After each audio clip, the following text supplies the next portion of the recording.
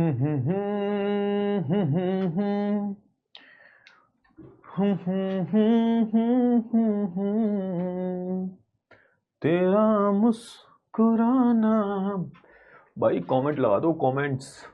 बच्चा आ गए हैं हमारे भाई, हमारा बच्चा आ चुका है। नमस्कार नमस्कार नमस्कार, क्या हाल चाल, क्या हाल चाल, क्या हाल चाल। जल्दी से आ जाइए, फटाफट से आके इस क्लास को जल्दी से ज्वाइन कर लीजिए। Good evening to all my dear students. फटाफट से आ जाओ, जल्दी से आके इस प्यारी सी क्लास को जल्दी से ज्वाइन कर लीजिए। भाई क्या हाल है बताओ। भाई कल ऐसा हुआ था, कल जो है क्लास आपकी नहीं हो पाई थी, जिसके लिए मैं बहुत ज्यादा आपसे माफी मांगना चाहता हूं तहे दिल से। भाई तो मुझे माफ कर देना, कल जो है मैं क्लास नहीं ले पाया। क्यों नहीं ले पाया? कल बारिश बहुत ज्यादा तेज थी, जब घर से निकला तो फिर भाई निकलता ही रह गया, ऑफिस नहीं पहुंच पाया टाइम से मैं।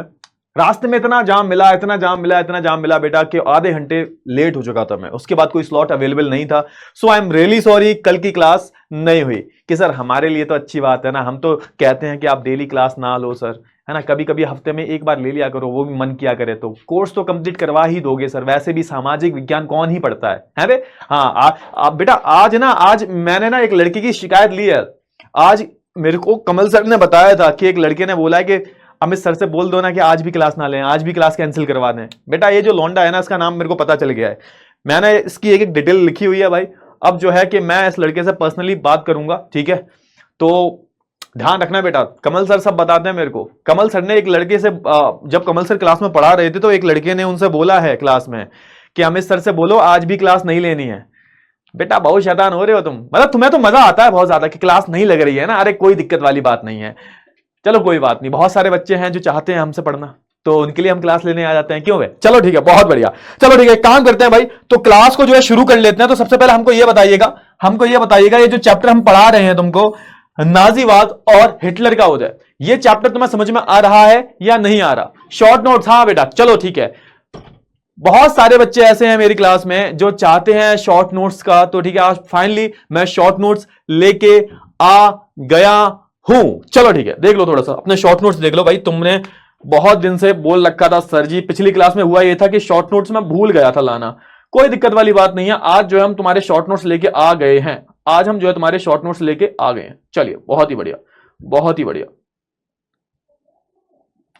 तो ये है तुम्हारे शॉर्ट नोट्स बेटा, बहुत ही प्यारे शॉर्ट नोट्स हैं। मतलब इन शॉर्ट नोट्स में, ये शॉर्ट नोट्स किसके हैं? तो भैया तुम्हारा चैप्टर जो है ना, भारत का भौतिक स्वरूप, तुम्हारा जो चैप्टर है भारत का भौतिक स्वरूप, भारत का लिखा हुआ है यहां पे, का लिख लेना, भारत का भौतिक स्वरूप। इस चैप्टर के संबंधित आपके शॉर्ट नोट्स हैं। इसमें मैंने एक एक चीज जो है डिटेल में कवर करी है, मतलब एक एक चीज। तुम्हें ये जो शॉर्ट नोट्स, तुम सिर्फ 10 मिनट में, सिर्फ 10 मिनट में ये सारे शॉर्ट नोट्स पढ़कर तुम एग्जाम में अच्छा स्कोर कर सकते हो। मैं गारंटी से कहता हूं, बहुत ही मेहनत से बनाया है बेटा, मजाक मत समझना कि अमित सर इतने टाइम, इतना दिन बाद जो है मैं तुम्हारे शॉर्ट नोट्स लेके आया हूं। तो एक शॉर्ट नोट्स को बनाने में टाइम लगता है, समझ में आया? एक क्वालिटी शॉर्ट नोट्स को बनाने में बहुत टाइम लगता है बेटा, समझो थोड़ा सा। तो ये वही शॉर्ट नोट्स लेके आया हूं मैं, ये वाले, ठीक है ना। ये जो शॉर्ट नोट्स हैं वही शॉर्ट नोट्स हैं ये वाले। क्लियर हुआ? हाँ, तो ये सारे शॉर्ट नोट्स आप देख लेना, इसमें मैंने हर एक चीज जो है कवर करवाई है, हर एक चीज जो है कवर करवाई है, देख लेना, हर एक चीज आपको समझ में भी आ जाएगी। समझ में आया? हाँ। अब ये शॉर्ट नोट्स मिलेंगे कहां? तो कहीं और जाने की जरूरत नहीं है। ये जो पीडीएफ मिलेगी तुम्हें नोट्स की, इसी में मर्ज किए हुए मिल जाएंगे, कहीं अलग जाने की जरूरत आपको नहीं है। समझ में आया या नहीं आया? फटाफट से बताओ जल्दी से।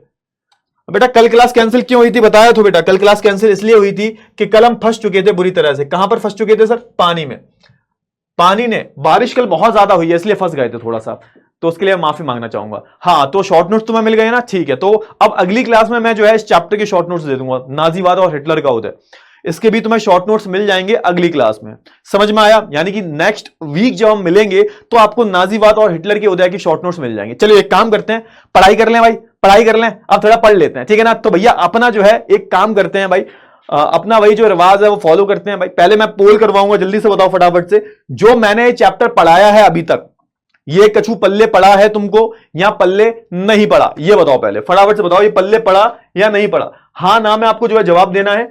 और बड़ी मेहनत से चैप्टर पढ़ाया है मैंने, आज ऑलमोस्ट पूरा चैप्टर जो है फिनिश हो जाएगा, ऑलमोस्ट पूरा चैप्टर जो है आपका फिनिश हो जाएगा, ठीक है। क्लियर हुआ ना? हाँ, तो फटाफट से जो है मेरे को जवाब दे दीजिए, जल्दी से, बिना देरी के जो है मेरे को जवाब दे दो। उसके बाद जल्दी जल्दी से हम चैप्टर पढ़ते हैं यार, और चैप्टर पढ़ के जो हम क्या करते हैं, थोड़ा सा पहले हम रिवीजन करेंगे, और रिवीजन के बाद हम क्या करेंगे बेटा, बताओ बताओ जल्दी से। आगे के जो टॉपिक्स बचे हुए हैं उसके बारे में बात करेंगे। आज हम किसके बारे में बात करेंगे, आज हम हिटलर के उदय के बारे में बात करेंगे। अब तक की जो हमारी कहानी थी उसमें तुमने क्या देखा कि हमने हिटलर का नाम कहीं लिया ही नहीं है। अब तक तो हम पूरा, हमारी जो स्टोरी है, हमारी जो कहानी चल रही है, उसमें हमने पूरा बैकग्राउंड पढ़ लिया है। पूरा जो बैकग्राउंड है कि भैया प्रथम विश्व युद्ध और द्वितीय विश्व युद्ध के बीच में जर्मनी को किन किन चीजों से जूझना पड़ रहा है, जर्मनी कैसे सफर कर रहा है भाई, उसके बारे में हम जान रहे हैं इसमें, ठीक है ना। अब हम किसके बारे में बात करेंगे बेटा जी, तो अब हम बात करेंगे किसके बारे में, अब हम बात करेंगे हिटलर के बारे में, कि हिटलर का ऐसे टाइम पर उदय कैसे हुआ, ऐसे टाइम पर हिटलर को लोगों ने मसीहा के रूप में क्यों देखा। तो ये सारी जो चीजें हैं हम वो इस क्लास में पढ़ने वाले हैं। क्लियर हुआ ना, हाँ ना, फटाफट से बता दो जल्दी से। 88% बच्चों को चैप्टर समझ में आ रहा है मेरे लाल, बहुत बढ़िया बहुत बढ़िया। मतलब जो बचे हुए 11% बच्चे हैं, इनको ये जो चैप्टर है ये समझ में नहीं आया, या फिर समझ में भी आया है तो थोड़ा कम समझ में आया है, ठीक है ना। चलो कोई दिक्कत वाली बात नहीं है, वो तो तुम्हें कभी नहीं आएगा, क्यों बे हैं।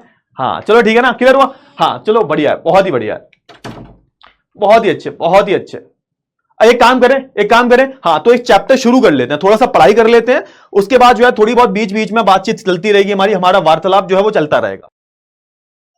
छोटे छोटे हाथों से थम्स अप दे दो जल्दी से, फटाफट से, बिना देरी के शुरू करते हैं। देखो है ना, बहुत टाइम लगा देते हो तुम लोग, बहुत टाइम जो है टाइम वेस्ट, बहुत टाइम जो है तुम बातचीत में लगा देते हो, ठीक है। अब एक काम करते हैं भाई, थोड़ा सा कर लेते हैं हम रिवीजन, ठीक है। क्लियर हुआ, हाँ। तो रिवीजन की अगर हम बात करें तो अभी तक हमारी कहानी जो है कहां तक पहुंची है सर। रिवीजन की मैं बात करूं तो हमारी कहानी अभी तक कहां पहुंची है, बताइए जल्दी से, फटाफट से बताइए हमारी कहानी कहां तक पहुंची है। थोड़ा सा रिवीजन मोड जो है ऑन हो जाए, शांति वाली जगह पर जाके बैठ जाओ, या फिर ईयरफोन लगा लो अपने कान में, और शांति से मेरे को सुनना है। और शांति से सुनने के बाद आपको क्या करना है बेटा, शांति से सुनना है, और ज्यादा कमेंटबाजी नहीं करनी, ज्यादा बातचीत नहीं करनी। जो बातचीत करता है ना उनको ही समझ में नहीं आता, बाकी जो शांति से सुनते हैं उनको एक एक बात मेरी समझ में आती है, समझे। हाँ बहुत बढ़िया, चलो बहुत अच्छे।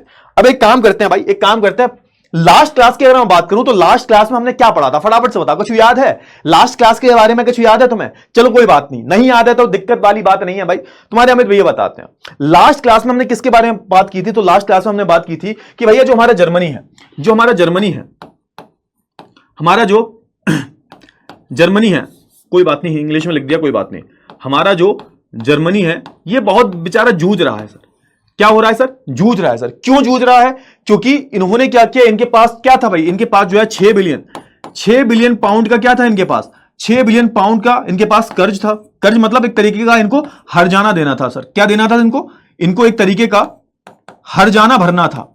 मैंने क्या बताया था आपको कि 6 बिलियन पाउंड का हर्जाना इनको क्यों भरना है, एक तरीके का इनको दंड मिला हुआ था, इनको दंड दिया गया था, इनको पनिशमेंट दी गई थी कि जो भी युद्ध हुआ है उसमें जो भी नुकसान हुआ है उसकी भरपाई तुम लोग ही करोगे। तो ये भरपाई कितने की थी, 6 बिलियन पाउंड की थी, जो कि बहुत ज्यादा थे। अब दिक्कत यह थी कि इनके पास जो पैसा था वो खत्म हो गया था, याद करो, इनके पास जो पैसा था वो खत्म हो गया था। तो इन्होंने क्या किया था, बताओ जल्दी फटाफट से बताओ, इन्होंने क्या किया, जब इनके पास पैसा खत्म हो गया तो इन्होंने अपना सोना बेचना शुरू कर दिया। इन्होंने अपना सोना जो है, यानी कि इनका जो गोल्ड था वो बेचना शुरू कर दिया। अब हुआ क्या, गोल्ड इतना ज्यादा बेच दिया, इन्होंने इतना ज्यादा गोल्ड दे दिया कि इनके देश में सोने की कमी आ गई, सोने की मुद्रा की कमी आ गई। उसके बाद होता क्या है कि जर्मनी जो होता है वो क्या कर लेता है, वो भैया हाथ जोड़ लेता है, हाथ जोड़ता है, बोलता है भैया हमारे पास तो पैसे जो है पैसे खत्म हो चुके हैं, ना ही हमारे पास सोना है और ना ही हमारे पास पैसा है, ना ही हमारे पास सोना है और ना ही हमारे पास पैसा बचा हुआ है। ये दोनों ही चीजें जो है वो हमारी समाप्त हो चुकी हैं, खत्म हो चुकी हैं। तो यहां तक हमारी कहानी पहुंची थी। जर्मनी ने हाथ खड़े किए तो होता क्या है, जब जर्मनी हाथ खड़े कर देती है तो उधर फ्रांस क्या करता है, वही करता है जो आपके घर में जब आप किसी से उधार लेते हो तो आपके घर में लोग वसूली करने आते हैं। क्या करते हैं वो, तो तुम्हारे घर के सामान उठा के ले जाते हैं कि चलो कोई बात नहीं, 50,000 रुपए तुमसे लेना है उधार, तुम नहीं दे रहे तो तुम्हारे घर का बेड उठा के ले जाएंगे, एसी उठा के ले जाएंगे, पंखा बर्तन ये सब उठा उठा के बेचेंगे। बैंक भी तो यही करती है भाई। जब बैंक, तुम जैसे मान के चलो घर लेते हो तो लोन लेना पड़ेगा तुम्हें बैंक से लोन लेते हैं बहुत सारे लोग घर लेने के लिए। अब जब वो लोन का पैसा वापस नहीं कर पाते बैंक को, तो बैंक क्या करती है भाई, बैंक तो बहुत बुरा करती है भाई उनके साथ। बैंक अपने लोग जो है वो घर पे बेचती है, बदतमीजी से बात करते हैं, वो तुम्हारे घर का जो भी सामान वगैरह होता है वो बेच दिया जाता है, पता नहीं क्या क्या किया जाता है। तो यही केस किसके साथ हुआ, जर्मनी के साथ। अब जर्मनी के पास पैसा खत्म हो गया था, तो होता यह है कि फ्रांस क्या करता है, फ्रांस जो कि मित्र राष्ट्रों में था, फ्रांस क्या करता है, फ्रांस इनका जो औद्योगिक क्षेत्र था, इनका जो औद्योगिक क्षेत्र जो था इनका, उस पर कब्जा कर लेता है। क्या नाम था उसका, रू नाम था उसका। रू औद्योगिक क्षेत्र जो था, जहां पर कोयला था इनका, क्या था सर, कोयला, उस पर कब्जा कर लेता है। और यहां पर बचा कुचा जो भी बचे कुछ संसाधन जो थे जर्मनी के पास, वो भी इनके हाथ में चले जाते हैं। समझ में आया या नहीं आया, फटाफट से बताओ जल्दी से। ये सारी चीजें मैंने ऑलरेडी आपको जो है बता चुकी हैं, यही मैंने बताया था। फिर क्या हुआ, फिर दिक्कतें, फिर यहां पे इनके देश में बहुत दिक्कतें आ जाती हैं, बेरोजगारी चरम सीमा पे थी इनके देश में। क्या होता है, इन्होंने फिर क्या किया, इन्होंने एक गलती और कर दी।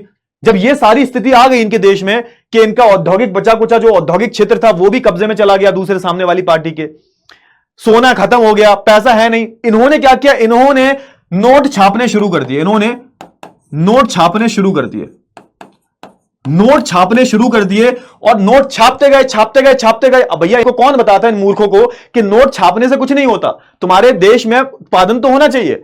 अब सोच के देखो, उत्पादन है ही नहीं, चीजें है ही नहीं। अब एक केला है, मुझे 100 लोगों को देना है। अब 100 लोग मेरे को चाहे भले ही कितने पैसे दे दें, फर्क नहीं पड़ता उससे, है तो एक ही केला ना भाई। उत्पादन है ही नहीं तुम्हारे देश में, तुम पैसे छाप के क्या करोगे, कुछ नहीं कर सकते। तो होता क्या है कि इन्होंने इतने नोट छापने शुरू करे, इतने नोट छापने शुरू करे कि इनका जो मुद्रा थी, इनके मुद्रा का नाम क्या था बताओ, फटाफट से बताओ जल्दी से। इनके मुद्रा का नाम क्या था, जर्मनी की मुद्रा का नाम क्या था, जल्दी से बताओ, फटाफट से बताओ, जल्दी से बताओ, इनकी मुद्रा का नाम क्या था। कल उस दिन वाले लेक्चर में मैंने बताया था कि जर्मनी की मुद्रा का नाम क्या था, फटाफट से बताओ जल्दी से। हाँ, मार्क, एग्जैक्टली। तो जर्मन मार्क जो था, इसका जो मूल्य था बहुत कम हो जाता है। कितना कम हो जाता है, मैंने बताया था $1 बराबर लाखों अरबों रुपए पहुंच जाते हैं। मतलब लोग जो है वो सूटकेस भर भर के, झोले भर भर के जर्मन मार्क पैसे ले जा रहे हैं, उसके बदले में उन्हें सिर्फ एक ब्रेड का पैकेट दिया जा रहा है। तो इस कदर जो है इनकी जो मुद्रा थी जर्मनी की मार्क, ये बहुत कम हो जाती है। मुद्रा की जो वैल्यू थी, मुद्रा का जो मूल्य था, वो बहुत कम हो जाता है। क्यों, क्योंकि इन्होंने इतनी चीजें छापनी शुरू कर दी भाई। अरे सोच के देखो ना भाई, डिमांड आप सोच के देखो, मुद्रा से थोड़ा ना कुछ होता है। बहुत सारे बच्चे मुझसे सवाल करते हैं, सर एक सरकार जो है पैसा क्यों नहीं छापने लगती, सरकार पैसा क्यों नहीं छाप देती। अगर पैसों की कमी है लोगों के पास तो सरकार को पैसे छाप देने चाहिए। अरे भैया, सरकार पैसे छाप तो देगी, लेकिन यह भी तो देखो कि उस देश में उत्पादन हो रहा है या नहीं हो रहा, क्योंकि उस पैसे को खर्च करने के लिए चीजें तो, वस्तुएं तो होनी चाहिए। अब पता चले कि वस्तुओं का निर्माण हुआ ही नहीं है, पैसा सरकार ने बहुत छाप दिया। तो यही तो हुआ जर्मनी में, नोट छापने शुरू कर दिए इन्होंने, और एक ऐसी स्थिति आई जिसको क्या बोलते हैं, जिसको हम अंग्रेजी में बोलते हैं हाइपर इन्फ्लेशन, जिसको हम बोलते हैं मुद्रास्फीति, हाइपर इन्फ्लेशन बोलते हैं। कि एक ऐसी स्थिति होती है जहां चीजों के दाम बहुत ज्यादा बढ़ जाते हैं। इस स्थिति को हम मुद्रास्फीति बोलते हैं, या फिर इसको हम हाइपर इन्फ्लेशन के नाम से भी जानते हैं। अब दिक्कत क्या हुई, ये सारी स्थिति देख के जो अमेरिका था इसको दया आ गई। अमेरिका जो था इसको दया आ गई, बहुत दया आ गई। किस पर दया आ गई, जर्मनी पर। अमेरिका को दया आ गई जर्मनी पर। और जब जर्मनी पर दया आ गई तो अमेरिका ने एक प्लान निकाला, इसको डॉस प्लान बोला गया। डॉस प्लान के अंतर्गत आप देखोगे यहां पर जो इनकी संधि हुई थी, वर्साय संधि जो थी, उसकी कुछ शर्तों को बदला गया ताकि जर्मनी को थोड़ी राहत मिल सके। और यहां पर हुआ यह कि जो इन्हें हर्जाना देना था उसमें भी कुछ इन्होंने छूट दी। प्लस यहां पर अमेरिका ने जर्मनी को छोटे छोटे लोन देने शुरू कर दिए, मतलब छोटे छोटे कर्जे देने शुरू कर दिए, ताकि जर्मनी जो है आर्थिक रूप से आगे बढ़ सके। किसने मदद की सर, अमेरिका ने मदद की। अमेरिका ने किसकी मदद की, जर्मनी की। तो जर्मनी को मदद करने के लिए डॉस प्लान निकाला गया, जिसमें अमेरिका ने कई सारी राहतें दी जर्मनी को, उसमें से कुछ पैसा भी दिया, छोटे छोटे लोन दिए, छोटे छोटा कर्जा दिया, ताकि जर्मनी अपनी अर्थव्यवस्था को पटरी पर ले आए। लेकिन दिक्कत क्या हुई, फिर मैंने आपको बताया था लास्ट टॉपिक में, 1929 में महामंदी आ जाती है। महामंदी आ जाती है पूरी दुनिया में। और ये महामंदी क्यों आई थी, तो ये महामंदी अमेरिका की वजह से आई थी। अमेरिका में क्या होता है, आप देखोगे अचानक से चीजों के दाम बहुत गिरने लगते हैं। आप देखोगे अमेरिका में हुआ क्या था कि जो हमारा कृषि उत्पादन है वो बहुत ज्यादा हो गया था, डिमांड बहुत कम थी। इस स्थिति में आप देखोगे बहुत सारे किसान बर्बाद हो जाते हैं, बहुत सारी बैंकें बर्बाद हो जाती हैं। और आप देखोगे इन सब का असर कहां पर पड़ता है, तो इनका जो शेयर मार्केट होता है वहां पर। मैंने आपको बताया था हर कंपनी के अपने शेयर होते हैं। मैंने आपको बताया था, मान के चलो मेरी कंपनी के पास 10 लाख रुपए की पूंजी है और उनको मैंने 1000 अलग अलग शेयर्स में बदल दिया, 1000 अलग अलग इकाइयों में बदल दिया, तो आप देखोगे कितना हो गया। मतलब मेरे जो कंपनी है उसके पास 1000 शेयर हैं जिनकी 1000 वैल्यू है, तो 10 लाख रुपए हमारी पूरी कंपनी की वैल्यू हो गई, पूरी ये पूंजी हो गई हमारी, कैपिटल इसको हम बोलते हैं। तो हर कंपनी के पास शेयर्स होते हैं। अब ये जो शेयर जहां पर लिस्ट करवाते हैं, जहां पर लोग इन शेयर्स को खरीदते हैं, बेचते हैं, आप जब बड़े हो जाओगे आपको समझ में आएगा। जैसे मैं भी शेयर्स को खरीदता हूं, मेरे पास बहुत सारी कंपनी के शेयर्स हैं, रिलायंस के हैं, टाटा के हैं, अदानी के हैं, विप्रो के हैं, तो बहुत सारी कंपनीज के मैंने शेयर ले रखे हैं। तो ऐसे ही आप भी बड़े होकर शेयर मार्केट में इन्वेस्ट करना। देखो अब अमेरिका का जो शेयर मार्केट था, इसका नाम था वॉल स्ट्रीट, ये धाराशायी हो जाता है भाई।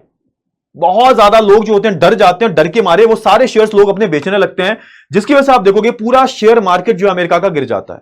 इसके चक्कर में अमेरिका के पास आर्थिक मंदी आ जाती है। मतलब अमेरिका जो था, अमेरिका की अर्थव्यवस्था जो होती है वो आधी रह जाती है। अब हुआ क्या, अब तक अमेरिका क्या था, अब तक अमेरिका दूसरों की मदद कर रहा था, अब तक अमेरिका जर्मनी की भी मदद कर रहा था, दूसरे देशों की भी अमेरिका मदद कर रहा था। अब क्या हुआ, अब अमेरिका खुद संकट में आ गया भाई, अब अमेरिका खुद भिखारी बन चुका है। तो अब यहां पर क्या होगा, यहां पर जो अमेरिका मदद कर रहा था जर्मनी की, अमेरिका ने भी हाथ खींच लिए कि भैया देखो ऐसा हमारे देश में खुद दिक्कत है, हम तुम्हारी मदद कहां से करेंगे।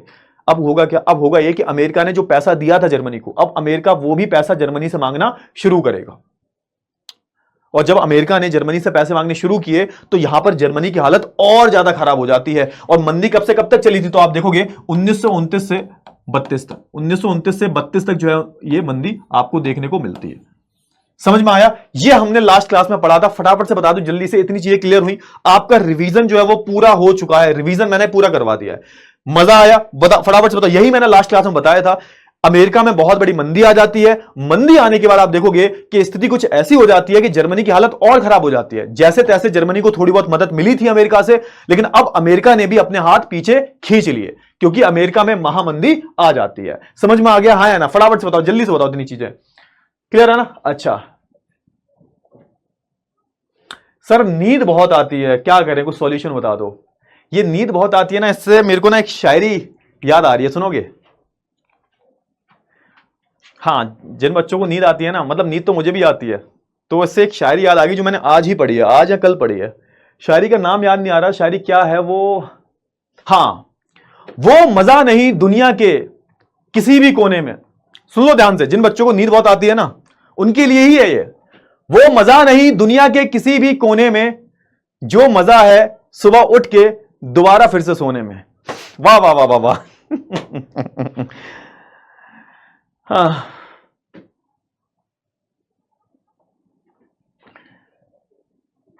हाँ हाँ, सही बात है यार। तो भाई नींद का क्या कर सकते हैं भाई, मैं तो मतलब ऐसा है, संडे को मैं 13-14 घंटे की नींद लेता हूँ। मैं सुबह दोपहर में 2 बजे उठता हूँ। घर पे तो नींद आती नहीं, यहाँ पे तो रहते हैं रूम पे 2-4 लड़के रहते हैं हमारे साथ में, तो उनके साथ में सो जाते हैं। ठीक है ठीक है, ओके, चलो एक काम करते हैं भाई, कोई बात नहीं। जिनको नींद आती है उनका एक ही सोल्यूशन है, नींद ज्यादा आती है उनका एक ही सोल्यूशन है कि थोड़ा कम सोना स्टार्ट कर दो भाई। मुंह धो लिया करो, चाय पी लिया करो, पानी पी लिया करो। अरे कोई बात नहीं, ठीक है। अरे नींद आती है, सो जाया करो, इतनी टेंशन नहीं लेते। जब टाइम मिले तब पढ़ लिया करो, इतनी टेंशन नहीं लेते भाई। पढ़ाई पढ़ाई पढ़ाई पढ़ाई पढ़ाई, इतना ज्यादा पढ़ना जरूरी भी नहीं है, ठीक है। इतना मत पढ़ा करो, उतना ही पढ़ो जितना प्रेशर हैंडल कर सकते हो भाई। मैं तो हमेशा बोलता हूं कि तुम इतना फालतू की टेंशन लेके बैठे रहते हो, अभी जमीन से निकल नहीं पाए तुम्हें कि सर अरे बहुत पढ़ाई करनी है सर, बहुत सिलेबस है। अरे ये मैं एक रियलिटी बताता हूँ तेरे को, मैं ये रियलिटी बताता हूँ कि जो तू अभी पढ़ रहा है ना, ये आगे कुछ काम नहीं आएगा। 90% चांस है जो तू अभी पढ़ रहा है ना, वो आगे काम ही नहीं आएगा, 1% भी काम नहीं आएगा। 90% केसेस में बता रहा हूं मैं। मे भी हो सकता है आगे तुम टीचर बन जाओ मेरे जैसे, तो काम आएगा। अब मेरे लिए है, मैं उन 10% में हूं, लेकिन 90% जो बच्चा है ना, वो जो काम करने वाला है, जब वो नौकरी करेगा, बिजनेस करेगा, कुछ भी करेगा, तो उसमें तुम्हारी जो पढ़ाई है वो कुछ भी काम नहीं आएगी। ये रियलिटी है, लिख के ले जा तू। अरे थैंक यू बेटा, थैंक यू सो मच बेटा। चलो ठीक है ठीक है, आगे बढ़ते हैं भाई। अरे हो गया भाई, माइंड फ्रेश हो गया। अब एक काम कर लेते हैं, थोड़ा वापस आ जाओ बस, अब वापस आ जाओ बस, हो गया, बहुत ज्यादा झूम लिए। अब वापस आते हैं, अब कुछ पढ़ने की कोशिश करते हैं, ठीक है ना। पढ़ने की कोशिश करते हैं। और भैया तुम्हारे शॉर्ट नोट्स आज मैं लेके आया हूं, जो भी बच्चे पहली बार आ रहे हैं तो उनको भी बता देता हूं मैं कि हमेशा मैं शॉर्ट नोट्स देता हूं अपनी क्लास के। नहीं मानते तो अपने पुराने बच्चों से पूछ लो, जो मेरे पुराने स्टूडेंट्स हैं। तो आज मैं तुम्हारे शॉर्ट नोट्स लेके आया हूं सर, किस चैप्टर के, तो भारत का भौतिक स्वरूप। बच्चे बहुत डिमांड कर रहे थे, सो आज फाइनली मैं भारत का भौतिक स्वरूप के शॉर्ट नोट्स लेके आ गया हूं। बहुत ही प्यारे नोट्स हैं, इसके एंड में मैंने लगा दिए हैं, तो आपको कहीं और जाने की जरूरत नहीं है। ये जो आपको पीडीएफ मिलेगी, ये वाली जो डेली मिलती है, डेली क्लास की जो पीडीएफ मिलती है, उसी में तुम्हें मर्ज हो गए वो जो नोट्स हैं वो मिल जाएंगे। चिल है बॉस, बस पढ़ाई करो, बाकी चिंता मेरे पास छोड़ दो। अरे वीडियो कॉल में क्या रखा है, वीडियो कॉल है, भरमना जाते हो। आज हम ये जो है 3 चीजें जो है पढ़ने लगते हैं। अब सुनो ध्यान से, अब देखो, अब ध्यान से सुनो। अब थोड़ा सा यहां पे पढ़ते हैं, पढ़ लो बेटा, थोड़ा सा ध्यान से पढ़ लो यार, है ना। ऊधमबाजी बहुत होगी तुम्हारी। अब यहां पे थोड़ा सा कहानी को जोड़ने की कोशिश करो, कहानी को जोड़ने की कोशिश करो। मैंने क्या बताया तुम्हें, मैंने क्या बताया? अब हुआ ये जर्मनी में, अब जर्मनी के पास बहुत बड़ा आर्थिक संकट आ गया है। जर्मनी के पास बहुत बड़ा आर्थिक संकट आ गया है। सर क्यों? क्योंकि अब तक तो अमेरिका मदद कर रहा था, लेकिन अब अमेरिका में भी संकट आ गया है, तो अमेरिका ने भी मदद करनी छोड़ दी है। अब बताओ भैया क्या होगा? अब जर्मनी जो है वो क्या करेगा? जर्मनी जो है अब क्या करेगा बताओ? जर्मनी की तो नैया जो है डूब गई है। अब जर्मनी में सरकार कौन सी है बताओ, जल्दी से बताओ फटाफट से। जर्मनी में जो सरकार है, अरे भैया बताया तो था, जर्मनी में जो सरकार है वो कौन सी सरकार है? वो वाइमा गणराज्य है। वाइमा गणराज्य ये एक लोकतांत्रिक सरकार है। यही तो जर्मनी में सरकार बनी हुई है भाई, है ना। अब यहां पे होगा ये कि लोग जो है बड़े परेशानी में है। सोच के देखो, दो दो बोरा भर के नोट ले जा रहे हैं, उसके बदले उन्हें एक ब्रेड का पैकेट मिल रहा है। बेरोजगारी चरम सीमा पे है। बेरोजगारी के कारण बहुत सारे अपराध देखने को मिल रहे हैं भाई। लोगों के पास कुछ काम नहीं है, खाने को कुछ है नहीं, तो लोग अपराध कर रहे हैं भाई। लोग अलग अलग क्राइम कर रहे हैं, मर्डर, रेप वगैरह बहुत सारी चीजें, आपको बहुत सारी वारदातें जो हैं आपको पूरे जर्मनी में होती हुई दिखाई दे रही हैं। लोग बड़े ही परेशान हो चुके हैं। अब सोच के देखो, लोग परेशान हैं तो अब लोग किस पर निशाना साधेंगे भाई? देखो होता यह है कि जब किसी भी इंसान को गुस्सा आता है तो उसको सामने वाला बंदा चाहिए होता है भड़ास निकालने के लिए। आप अपनी अंदर की जो गुस्सा होती है उसकी भड़ास जो है आप किसी ना किसी पर निकालते हो, जिस पर आपका बस चलता है निकाल देते हो। कभी कभी घर वालों पे निकाल देते हो, कभी कभी अपने दोस्तों पे निकाल देते हो, कभी कभी खुद पे भी निकाल देते हो। अब यहां पर जर्मनी के जो लोग हैं भैया, वो भड़ास किस पर निकालेंगे? अपनी जो अंदर गुस्सा भरी हुई है वो किस पर निकालेंगे? अब यहां पे होगा क्या कि इनका जो लोकतंत्र है, यानी कि इनकी जो वेमा सरकार जो है, लोकतांत्रिक सरकार जो चल रही है जर्मनी में, अब लोग उस पर गुस्सा निकालेंगे। तभी तो टॉपिक का नाम क्या है हमारा? नाजुक गणतंत्र। गणतंत्र क्या है मतलब? जो वहां पे सरकार है वो बहुत नाजुक हो चुकी है, बहुत नाजुक स्थिति में है। लोग जो है गुस्सा खाए बैठे हुए हैं कि भैया एक मौका मिले सरकार को उखाड़ के फेंकना है हमें, लोकतांत्रिक सरकार को। सोच के देखो, लोग एक लोकतंत्र पर, लोग जो है एक लोकतांत्रिक सरकार से बहुत नाराज है। ऐसा कभी होता नहीं है, बहुत कम होता है। लोग तो हमेशा चाहते हैं कि हमारे देश में एक लोकतांत्रिक देश हो, हमारे देश में लोकतंत्र हो, लोग हमेशा चाहते हैं। लेकिन यहां पर उल्टा देखने को मिल रहा है। लोग अपने लोकतांत्रिक सरकार से नाराज है। ठीक है, अब ये नाराज है तो गुस्सा तो फूटेगा। तो यहां पर अब उसी चीज की हम जो बात कर रहे हैं, जो हमारा वेमा गणराज्य है, यानी कि जो जर्मनी में लोकतांत्रिक सरकार है, अब होगा क्या? अब इस पर जो है गुस्सा उतरने वाला है। दिक्कत यह थी कि जो वेमा गणराज्य था, इनसे लोग बहुत ज्यादा परेशान थे, बहुत नाजुक था। ये जो सरकार थी ये बहुत नाजुक थी, मजबूत सरकार नहीं थी, एक बहुत ही अकुशल सरकार थी। जर्मनी में जो सरकार बनी थी वेमा गणराज्य, जो मैंने बहुत पहले तुम्हें बता दिया है, ये बहुत ही कमजोर सरकार थी भाई, कुछ कर नहीं रही थी ये। इसलिए आप देखोगे कि लोग नाराज थे। और दूसरी बात यह है कि इनका जो संविधान बना था, यानी कि जर्मनी का जो संविधान था, इसमें काफी सारी कमियां भी थी। ठीक है सर, अब इन कमियों के बारे में बात कर लेते हैं, कौन कौन सी कमियां थी आगे हम बात करते हैं। लेकिन सबसे बड़ी बात क्या है? सबसे बड़ी बात यह है कि पूरे जर्मनी की अगर मैं बात करूं तो यहां पे बहुत ज्यादा अस्थिरता थी, और आगे चलकर जर्मनी हो सकता था कि तानाशाही का शिकार बन सकती थी। तानाशाही मतलब कोई एक डिक्टेटर आ जाता, तानाशाह आ जाता, जो कि हुआ भी। आगे हिटलर वही तो करेगा, आगे हिटलर जो होगा वही तो करेगा भाई। आगे हिटलर देखो सबके धागे खोलेगा। अभी हिटलर भैया की हमारी एंट्री होने वाली है। लोग जो है देखो, लोग जो है बिल्कुल असहाय हो चुके हैं। लोगों को कुछ समझ में नहीं आ रहा, अब क्या करें भाई, इतनी बुरी हालत है, अब क्या करें भाई, क्या कर सकते हैं? लोग बेचारे बहुत असहाय घूम रहे हैं। अब ऐसे में वो क्या करेंगे?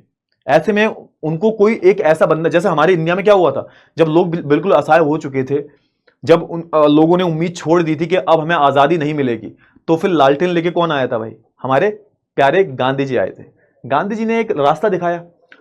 गांधी जी ने हमारे देश में जो लोग थे उनके अंदर जो गुस्सा भरा हुआ था अंग्रेजों के लेके जो गुस्सा भरा हुआ था, किसके मन में? लोगों के मन में। तो गांधी जी ने उसको एक सही दिशा दी। समझ रहे हो नहीं समझ रहे? वैसे ही क्या होगा भाई, यहां पे हिटलर भी एक मसीहा के रूप में आएगा। हिटलर बहुत शैतान था भाई। हिटलर ने जो नफ्स थी ना जनता की, वो पकड़ ली थी कि जनता को चाहिए क्या, और उसी पे वो खेल गया भाई। अभी क्या चल रहा है? अभी यहां पर जनता जो है बहुत ज्यादा नाराज है सरकार से, बहुत असहाय बेबस है जनता, बेबस हो चुकी है जनता भाई। उनके पास कोई भी चारा नहीं है। तो आप देखोगे जनता बहुत असहाय हो चुकी है। आप देखोगे बार बार जर्मनी में हो क्या रहा था, बार बार जर्मनी में गठबंधन की सरकार सत्ता में आ जाती थी। गठबंधन की सरकार क्या होती है कि मान लीजिए, गठबंधन की सरकार का मतलब होता है कि जब किसी भी एक दल को बहुमत नहीं मिल पाती तो बहुत सारे दल मिलकर सरकार बना लेते हैं। आपने देखा होगा, उसको गठबंधन की सरकार बोलते हैं। हमारे देश में भी क्या हो रहा है, हमारे देश में जो सरकार है अभी भी गठबंधन की सरकार चल रही है हमारे देश में। क्योंकि अभी आप देखोगे ना, अभी जो चुनाव हुए थे तो बीजेपी को पूर्ण रूप से बहुमत नहीं मिली थी। तो जब पूर्ण रूप से किसी भी पार्टी को बहुमत नहीं मिलती तो क्या करते हैं, वो दूसरी पार्टी को भी अपने में मिला लेते हैं। इसको बोलते हैं बहुमत वाली सरकार। तो होता क्या था, जर्मनी में जो चुनाव होते थे उनमें बार बार जो सरकार बनती थी वो कैसे बनती थी, वो गठबंधन वाली सरकार बनती थी, मतलब सारी पार्टियां मिलकर जो सरकार बना लिया करती थी। अब हुआ क्या, हुआ ये कि इनके संविधान में एक अनुच्छेद था जो था अनुच्छेद 48। अब ये जो अनुच्छेद था ना, ये बहुत बेकार अनुच्छेद था। मतलब ये अनुच्छेद जो था वो राष्ट्रपति को असीम ताकत देता था। ये राष्ट्रपति को ताकत देता था कि राष्ट्रपति जो है वो कभी भी आपातकालीन लागू कर सकता है, कभी भी इमरजेंसी। आपातकाल का मतलब क्या होता है, इमरजेंसी। अब इमरजेंसी कब होता है, इमरजेंसी बेटा जो राष्ट्रपति जो होता है ना वो अलग अलग केसेस में इमरजेंसी लगा देता है। जैसे आप देखोगे युद्ध हो गया, जैसे किसी देश में युद्ध हो गया तो उस केस में इमरजेंसी लग जाती है ना। जब आप देखोगे आर्थिक रूप से कोई संकट आता है तब इमरजेंसी लग जाती है। किसी राज्य में कुछ दंगे वगैरह हो जाते हैं तो वहां पे राष्ट्रपति जो है आपातकाल या फिर इमरजेंसी लगा सकता है। अब यहां पर क्या था, यहां पर जो अनुच्छेद 48 जो था वो राष्ट्रपति को ताकत देता था कि राष्ट्रपति क्या कर सकता है, राष्ट्रपति आपातकाल के टाइम पर आपातकाल में क्या लगा सकता है, आपातकालीन कानून लगा सकता है। और सारा जो शासन होगा किसके हाथ में आ जाएगा, सारा जो शासन होगा वो किसके हाथ में आ जाएगा, वो राष्ट्रपति के हाथ में आ जाएगा। ये इनका क्या था, ये इनका अनुच्छेद 48 था। अब होता ये था कि भैया ये जो लोग हैं ये अनुच्छेद 48 का बहुत ही दुरुपयोग करते थे। मान के चलो जनता थोड़ी सी उठ खड़ी हो गई, जनता ने विरोध कर दिया, जनता ने आंदोलन कर दिया तो इन्होंने अनुच्छेद 48 लगा दिया। बात बात पर आप देखोगे, बात बात पर ये लोग इस अनुच्छेद 48 का इस्तेमाल कर लिया करते थे। मैं फिर से आपको एक बार रिपीट करता हूं, कोई बात नहीं, ध्यान से सुनो, समझ में आएगा एक चीज। पहले समझो अनुच्छेद 48 था क्या। तो अनुच्छेद 48 के अनुसार आप देखोगे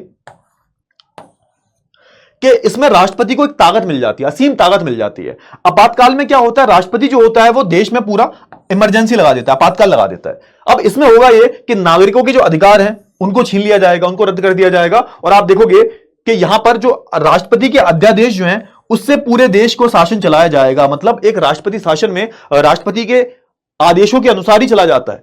यहां पर नागरिकों के अधिकार छीन लिए जाते हैं। तो ये होता है भाई हमारा आपातकालीन कानून, जो सिर्फ और सिर्फ कौन लगा सकता है, वो सिर्फ और सिर्फ जो है जर्मनी का राष्ट्रपति लगा सकता है। दिक्कत ये थी इस कानून में कि ये जब मन करा इनका कि चलो जनता आंदोलन कर रही है, एक काम करो अनुच्छेद 48 का इस्तेमाल कर लो, आर्टिकल 48 का इस्तेमाल कर लो।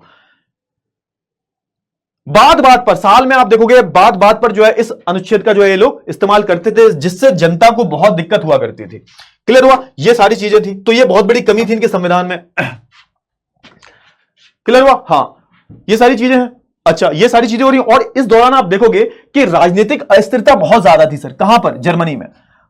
मतलब कोई एक सरकार जो है वो चल नहीं पा रही ठीक से, कोई एक सरकार को कोई ठीक से चला ही नहीं पा रहा, वेमा गणराज्य भी ठीक से नहीं चल रहा। और आप देखोगे इस कार्यकाल में आप देखोगे जो मंत्रिमंडल है, यानी कि जो मंत्री बैठे हुए हैं, इनका औसतन कार्यकाल कितने का था सर, इनका औसतन कार्यकाल हुआ करता था 239 दिनों का। अभी कितने का है, अभी कितने का, अभी आप देखोगे तुम्हारे जो भी मंत्री वगैरह होते हैं, एमपी एमएलए, इनका अभी कार्यकाल कितने का होता है, अभी तो 5 साल का होता है बेटा। कितने साल का होता है, 5 साल का। लेकिन उस टाइम पे 5 साल का नहीं था। उस टाइम पे जो भी मंत्रिमंडल हुआ करते थे, इनका जो औसतन कार्यकाल जो था वो कितने का था सर, वो 239 दिनों का हुआ करता था। 239 दिनों का हुआ करता था। समझ में आया नहीं आया, फटाफट से बताओ जल्दी से, कितनी चीजें हुई। हाँ तो 5 साल का अब होता है, पहले 239 दिनों का हुआ करता था।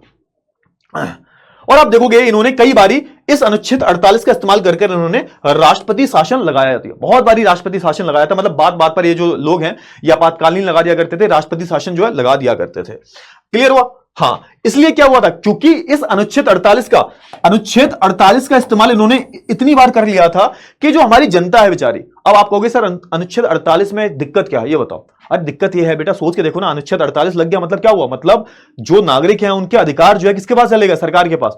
मतलब अब नागरिकों के पास कोई भी अधिकार नहीं बचा। अब सारा का सारा अधिकार, सब सारी ताकत किसके पास है सर, राष्ट्रपति के पास है। अब ये लोग क्या कर रहे हैं, ये लोग बात बात पर कोई बात हुई छोटी मोटी और राष्ट्रपति शासन लगा दिया। इससे हुआ ये कि जो हमारे लोग हैं, जो हमारे आम लोग हैं, इनका वीमा गणराज्य पे विश्वास उठ चुका था। क्योंकि राष्ट्रपति भी क्या था, राष्ट्रपति भी सरकार की ही बात सुनेगा। तो अब लोग जो थे वो इस सरकार पर भरोसा नहीं कर रहे थे कि वीमा गणराज्य को हटाया जाए। क्लियर हुआ ना।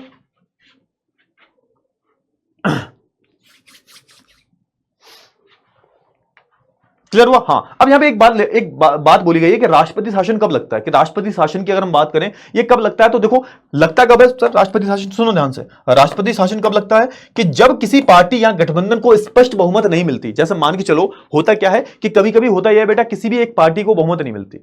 भाई बहुमत मिलने के लिए क्या चाहिए, जैसे मान के चलो, मैं तो उदाहरण देता हूं, मान के चलो 500 सीट है, पूरे देश में 500 सीट है, ठीक है। अगर किसी भी पार्टी को जीतना है तो उसको कितनी सीटें चाहिए, बहुमत चाहिए उसको, यानी कि उसको लगभग 250 सीट प्लस एक सीट और चाहिए, तब जाकर उसको बहुमत मिलेगी। इसको जिस पार्टी को बहुमत मिल गई, यानी कि जिस पार्टी को 251 सीट मिल गई, तो वो पार्टी क्या बनाएगी, वो पार्टी अपनी सरकार बना लेगी। वो पार्टी अपनी क्या बनाएगी सर, सरकार बनाएगी। ये तो होता है, ये तो पता होगा आपको। अब मान के चलो कोई भी 3 पार्टी है, कोई भी 4 पार्टी है, पार्टी ए है, पार्टी बी है, पार्टी सी है और पार्टी डी है।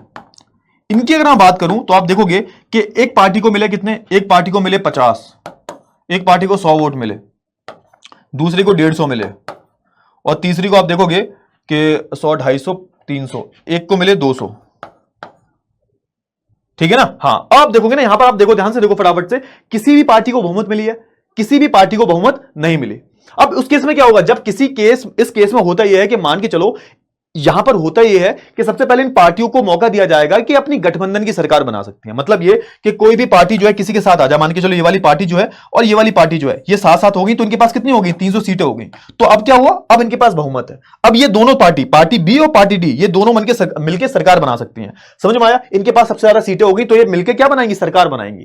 क्लियर हुआ? हाँ, क्लियर हुआ ना? हाँ, अब हुआ यह कि मान के चलो कोई पार्टी सरकार नहीं बना पाई, इस केस में क्या होगा, इस केस में होगा यह कि फिर से चुनाव करवाए जाएंगे, और जब तक चुनाव नहीं हो जाते तब तक कौन राज करेगा, तब तक हमारे राष्ट्रपति राज करेंगे। तब तक क्या होगा, तब तक राष्ट्रपति शासन लगा दिया जाएगा पूरे देश में, राष्ट्रपति शासन लगा दिया जाएगा, जब तक अगले चुनाव नहीं हो जाते। समझे यहां पे, नहीं समझे? फटाफट से बताओ। यानी कि कभी भी, जब भी कभी किसी पार्टी को बहुमत नहीं मिलती, उसको मेजॉरिटी नहीं मिलती, उस केस में होगा क्या, उस केस में होगा ये कि उस केस में उस देश का शासन कौन संभालेगा, राष्ट्रपति साहब।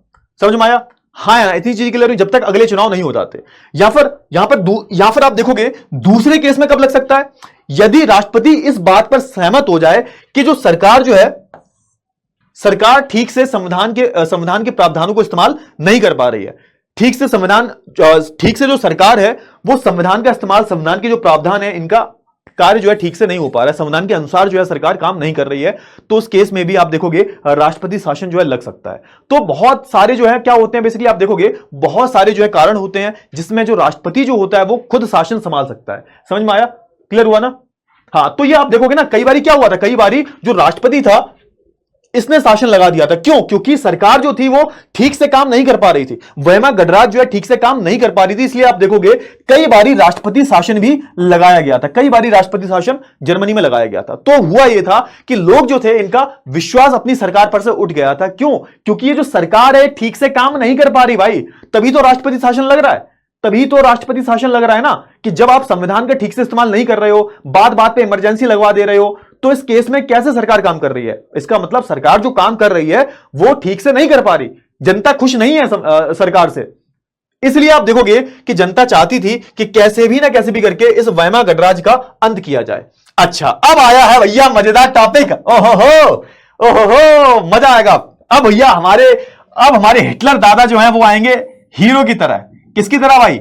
हमारा हीरो के नायक नहीं, खलनायक हूं मैं। वो गाना सुना है तुमने? नायक नहीं खलनायक हूं मैं। तो अब आएगा हमारी स्टोरी में ट्विस्ट। ओहो, अब आएगा हमारी स्टोरी में क्या ट्विस्ट, समझे? यार तुमने अभी एक सुना है कि जैसे बहुत सारी बीमारियां चल रही हैं आजकल, जैसे हम देखेंगे ना, जैसे बहुत सारी बीमारियां आपने देखी होंगी, कोविड बीमारी चली है, एड्स बीमारी, कैंसर बीमारी, बहुत सारी बीमारी ऑलरेडी लोगों को परेशान कर रही हैं। लेकिन आजकल एक मार्केट में एक नई बीमारी आई है, आपने देखा होगा, एक नई बीमारी आ चुकी है मार्केट में, और इस बीमारी का नाम है, तुम समझ जाओ, वो बीमारी जो है मूवी है एक, वो मूवी एक इस तरीके से, आप किसी ने कोई गैस करेगा? एक बीमारी आ चुकी है हमारे मार्केट में, जो पूरा हमारा जो ये छपरी मार्केट है उसने पूरा छपरी मार्केट को कैप्चर कर लिया है, और जगह जगह वो बीमारी देखने को मिल रही है भाई। एक मूवी से वो बीमारी निकली है भाई, और मूवी समझ गए होगी कौन सी मूवी है? समझ जाओ कौन सी मूवी है भाई, लोग पागल हुए पड़े हैं बस उस मूवी के ऊपर। अरे फैजल रेनी ने बता दिया, हाँ क्या ही भाई, क्या ही लोग पागल हुए पड़े हैं भाई, क्या ही लोग। हाँ हाँ समझ गया मैं, वो भाई बीमारी, मतलब ये कैसी बीमारी फैल भाई, ये बीमारी किस तरीके से फैली है बताओ मेरे को। मैं देखता हूं भाई इतने इतने, मतलब इतने 4-4 फुट के लौंडे भाई, ये मतलब इनको पता नहीं क्या, लेटे जा रहे हैं, बिल्कुल लेटे जा रहे हैं हॉल में। अब देखो, अरे समझ गए, देखो हाँ, ये बीमारी कब खत्म होगी बताओ भाई मेरे को, पहले ये बताओ तुम्हारा, क्योंकि तुम्हारी एज के बच्चे हैं भाई वो, 13, 14, 15, 16, 17, 18 तक का क्राउड है वो पूरा। अरे भाई मैंने रील्स वगैरह देखी, क्लियर हुआ ना। हाँ हाँ हाँ, तो 12th फेल देखो, exactly 12th fail is a very good movie. हाँ आप देखो उसका 3 इडियट्स देख लो आप, 12th फेल देखो आप, और आप वो देख आई एम कलाम देखो, उड़ान मूवी देखो तुम, बहुत सारी जो मूवीज हैं आप वो मूवीज देख सकते हो। अरे केजीएफ नहीं नहीं नहीं, केजीएफ वगैरह नहीं देखनी, कुछ भी नहीं देखना, कोई मूवी वगैरह आपको नहीं देखनी। हाँ मिल्खा सिंह देखो, Milkha Singh is a good movie, Milkha Singh is a good movie, Milkha Singh अच्छी मूवी है, अच्छी मूवी है। हाँ 12th fail is a good movie. आपने कौन सी देखो, सुपर 30, सुपर 30 बहुत अच्छी मूवी है, एग्जैक्टली। एक शॉशैंक रिडेम्पशन मूवी है, वो देखो भाई, बहुत प्यारी मूवी है, Shawshank redemption is a must watch movie, आप वो देख सकते हो। अरे नहीं, मैं ये सब नहीं देखता, मैं बस तुम्हें बचाना चाहता हूं, मैं सब ये मूवी, ये देखो, ये जैसे पुष्पा मूवी हो गई, ये सैयारा मूवी हो गई, ये ऐसी मूवीज देखकर मुझे ऐसा लगता है हमारा जो समाज है वो इधर उधर भाग रहा है भाई, इधर उधर जो है समाज मूवी जो देख रहा है ना, मतलब ये है कि ये हमारा समाज जो है वो बहुत ज्यादा गलत दिशा में जा रहा है, समाज की अगर मैं बात करूं तो भाई एग्जैक्टली के ड्रामा भाई देखो, के ड्रामा का तो अलग ही भूत चला हुआ है। जैसे स्पेसिफिकली मैं बात करूं, प्लीज लड़कियों बुरा मत मानना, कि मुझे ऐसा लगता है कि लड़कियों को तो के ड्रामा ज्यादा अच्छे लगते हैं। दिक्कत ये होती है उसमें जो लड़के होते हैं बहुत ज्यादा यंग होते हैं और उनकी दाढ़ी होती नहीं है, चिकने होते हैं वो थोड़े से, मतलब उनकी दाढ़ी वाड़ी नहीं होती, वो शेव नहीं रखते, बिल्कुल क्लीन शेव होते हैं, तो लड़कियों को मूवी बहुत अच्छी लगती है के ड्रामा वाली। बट मैं तुमसे भी बोलूंगा कि भाई के ड्रामा छोड़कर कुछ ऐसी मूवी देखा करो जो तुम्हें कुछ सिखाएं भाई, जो तुम्हें हाँ कुछ तुम्हारे दिमाग में डालें कुछ मूवी, ठीक है ना। हाँ रामानुजन मूवी देखो, एक मूवी है रामानुजन जो दुनिया के सबसे बड़े गणितज्ञ थे, उस मूवी का नाम, वो खैर इंग्लिश में मूवी मिलेगी तुम्हें, हिंदी में भी मिल जाएगी वो, उस मूवी का नाम है the man who knew infinity. कभी देखना कि वो जो इंसान था रामानुजन, वो कितना ही इंटेलिजेंट था, कितना इंटेलिजेंट इंसान था वो, देखना कभी। धोनी देख सकते हो, धोनी वाली मूवी बहुत अच्छी है। ये देखो मैं हमेशा बताना, देखो मैं चाहता हूं कि देखो तुम अभी ना एक ऐसी एज पे हो, बहुत कच्ची एज है तुम्हारी, तुम्हें जैसे ढाला जाएगा ना, तुम कच्चे घड़े की तरह हो कि तुम्हें जैसे ढाला जाएगा वैसे बन जाओगे तुम। तो मैं नहीं चाहता कि तुम्हें ये सारी जो मूवीज हैं उनको देख के तुम क्या करो, बेसिकली तुम अपना टाइम वेस्ट करो। एक काम करते हैं, चल देते हैं, बहुत टाइम हो गया, अब बात कर लेते हैं भाई अपने ट्विस्ट के बारे में, एक बहुत ही मजेदार ट्विस्ट के बारे में बात कर लेते हैं। क्या ट्विस्ट है भाई, बहुत ही मजेदार ट्विस्ट है, और उस ट्विस्ट का नाम है हिटलर का उदय। अरे हाँ बिल्कुल बिल्कुल, पढ़ा रहे हैं। अब देखो एक काम करते हैं, सारे बच्चे थम्स अप दे देंगे, बिल्कुल बिल्कुल मेरे को थम्स अप दे दो, और उसी के साथ हम क्या करते हैं, अपने इस क्लास को जो है हम शुरू कर लेते हैं, अपनी इस क्लास को हम जो है शुरू कर लेते हैं, ठीक है ना, क्लियर हुआ। हाँ चलिए, तो एक काम करते हैं भाई, एक काम करते हैं भाई, हिटलर का उदय हम शुरू कर लेते हैं। चैप्टर नहीं है बेसिकली, एक बेसिकली क्या है, ये एक हेडिंग है। हिटलर के उदय की अगर हम बात करें, तो इसकी अगर हम बात करें तो यहां पर क्या होने वाला है, बेसिकली आप देखोगे अब हिटलर भैया जो है ना वो आने वाले हैं, हिटलर भैया जो है आने वाले हैं, है ना, हिटलर चचा की जो है एंट्री होने वाली है, सिंपल इज दैट, हिटलर चचा की एंट्री होने वाली है, क्लियर है, पढ़े ठीक है, बहुत अच्छी बात है। अच्छा हिटलर की मैं बात करूं तो हिटलर का जन्म कहां हुआ था भैया, ऑस्ट्रिया में गरीब परिवार में हुआ था भाई, गरीब परिवार में जो है हिटलर का जो है जन्म हुआ था। कहां पर हुआ था, गरीब परिवार में, ऑस्ट्रिया में जन्म हुआ। अच्छा अब बच्चे बहुत ज्यादा सवाल पूछते हैं मेरे से, क्या सवाल पूछते हैं भाई, बच्चे सवाल ये पूछते हैं मुझसे, क्या पूछते हैं भाई, तो बच्चे मुझसे ये सवाल ये पूछते हैं कि सर ये बताओ कि हिटलर जो था वो ऑस्ट्रिया का कैसे हुआ सर, और जब हिटलर ऑस्ट्रिया का था तो वो जर्मनी का कैसे बन गया। यहां पे सबसे ज्यादा सवाल ये पूछे जाते हैं कि भैया एक बात बताओ सर कि हिटलर जो था वो तो सर ऑस्ट्रिया का था ना, ये जर्मनी में कैसे आ गया। तो बेटा हिटलर का जन्म जो है वो ऑस्ट्रिया में हुआ था, लेकिन बाद में ये अपने परिवार के साथ जाकर जर्मनी में बस गया था जाके, और आप देखोगे 1930 में, अब क्योंकि होता यह है कि ऑस्ट्रिया और जर्मनी की जो संस्कृति है वो बहुत ज्यादा अटैच्ड है, वो क्या है सर, बहुत ज्यादा जुड़ी हुई संस्कृति है, वो बहुत ज्यादा जुड़ी हुई संस्कृति है। उसकी अगर हम बात करें तो अगर आप देखोगे ना, अगर आप हिटलर के बारे में देखोगे, हिटलर के बारे में अगर आप देखोगे तो इसके बारे में आपको पता लगेगा, क्या पता लगेगा सर, क्या पता लगेगा, हिटलर के बारे में आपको पता लगेगा कि हिटलर जो था बेसिकली वो क्या था, वो ऑस्ट्रिया में इसका जन्म हुआ था। इसके जो पिताजी थे वो एक ज्यूस थे, बाद में आप देखोगे एक क्रिश्चियन बन गए थे। उसके बाद क्या होगा, उसके बाद आप देखोगे क्या होगा, उसके बाद आप देखोगे कि जो हिटलर जो था हिटलर जो था वो आके जर्मनी में बस गया था। कहां पर बस गया था? जर्मनी में। हिटलर जो है वो जर्मनी में आके जो है बस गया था। ठीक है सर, बहुत अच्छी बात है। और जब हिटलर जर्मनी में आके बस गया था तो 1930 में इसको जर्मनी की नागरिकता मिल गई थी। अब ये आपका डाउट क्लियर हुआ या नहीं हुआ? फटाफट से बताओ, क्लियर हुआ? हाँ ना, फटाफट बताओ। अच्छा, इसका जन्म हुआ कब था? तो बेटा आप देखोगे इसका जन्म जो है वो हुआ था 1889 में। 1889 में इसका जन्म हुआ था। कहां पर हुआ था सर? तो इसका जन्म हुआ था ऑस्ट्रिया में। कहां पर हुआ था सर? इसका जन्म हुआ था ऑस्ट्रिया में। समझ में आया? चलिए, मृत्यु कब हुई थी? तो मृत्यु हुई थी द्वितीय विश्व युद्ध में। मृत्यु कब हुई थी सर? मृत्यु इसकी हुई थी, आप देखोगे 1945 में। 1945 में जैसे ही द्वितीय विश्व युद्ध खत्म होता है इसकी मृत्यु हो जाती है। अब आप कहोगे सर मरा कैसे? तो इसने आत्महत्या कर ली थी सर। क्या कर ली थी सर? इसने जो है आत्महत्या कर ली थी। इसने खुद अब जो अपनी जो है जान दे दी थी। क्लियर हुआ या नहीं हुआ? फटाफट से बता दो। इतनी चीजें क्लियर हुई आपको? चलिए इतने आगे बढ़ते हैं। अब होता क्या है, इतनी सारी चीजें क्लियर हुई आपको? हाँ ठीक है। तो आपने एडोल्फ हिटलर के बारे में सुन लिया होगा भाई। अरे भैया, इस इंसान ने क्या किया था? इस इंसान ने भाई 2 करोड़ लोगों को मारा था। इस इंसान ने कितनों को मारा था? इस इंसान ने 2 करोड़ लोगों को मौत के घाट उतार दिया था। मौत के घाट उतार दिया था इस इंसान ने 2 करोड़ लोगों को। मजाक से हट के बता रहा हूं मैं। मतलब इसने क्या किया था? इसने विश्व युद्ध की आड़ में आप देखोगे एक बहुत बड़ा कत्लेआम मचाया था इसने। बहुत बड़ा कत्लेआम मचाया था। मतलब तुम सोच भी नहीं सकते उतना बड़ा कत्लेआम जो है इसने मचाया था।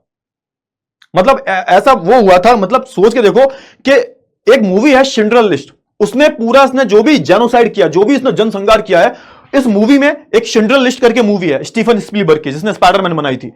भाई उस मूवी में एक सीन है जहां पर आप देखोगे एक लाश का ढेर है, बहुत बड़ा लाश का ढेर, मतलब पूरा पहाड़ बना दिया लाश का।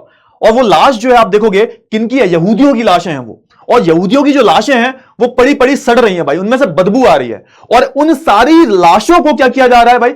उन सारी लाशों को जो है जलाया जा रहा है। जलाया जा रहा है उन सारी लाशों को।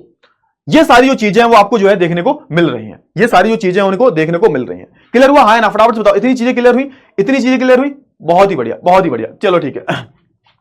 अच्छा, होता क्या, युद्ध में जो जर्मनी जो होता है इसकी हार होती है तथा वर्साई संधि द्वारा जर्मनी पर लगाई शर्तों के कारण वह बहुत दुखी। अब हुआ क्या? अब हुआ ये कि हिटलर का ना एक वो था अंदर से। हिटलर क्या था? हिटलर का था ये कि हिटलर जो था वो आप बोल सकते हो एक बहुत बड़ा राष्ट्रभक्त था। हिटलर जो था ना एक बहुत बड़ा क्या था सर? हिटलर एक बहुत बड़ा राष्ट्रभक्त था सर। मतलब ये कि हिटलर अपने देश से बहुत प्रेम करता था, उसको जर्मनी से बहुत प्यार था। आप देखोगे बहुत बचपन में ही ये जर्मनी में आके इनका परिवार जो था वो ऑस्ट्रिया से जर्मनी में आके बस गए थे। और ये अपने देश से बहुत प्यार करता था, जर्मनी से अलग ही लगाव था।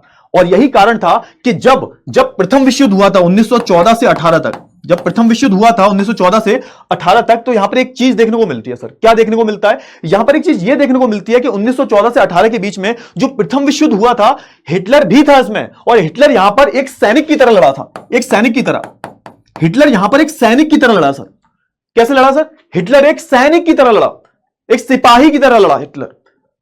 और यहां पर एक कहानी और है इसकी। जब ये प्रथम विश्व युद्ध लड़ रहा था तो ये मारा जाता उसमें, लेकिन हुआ यह था कि एक इंसान को इस पर दया आ गई थी। एक ब्रिटेन का एक सैनिक था, उसको इस पर दया आ गई। और दया आने की वजह से आप देखोगे ना, दया आने की वजह से आप देखोगे कि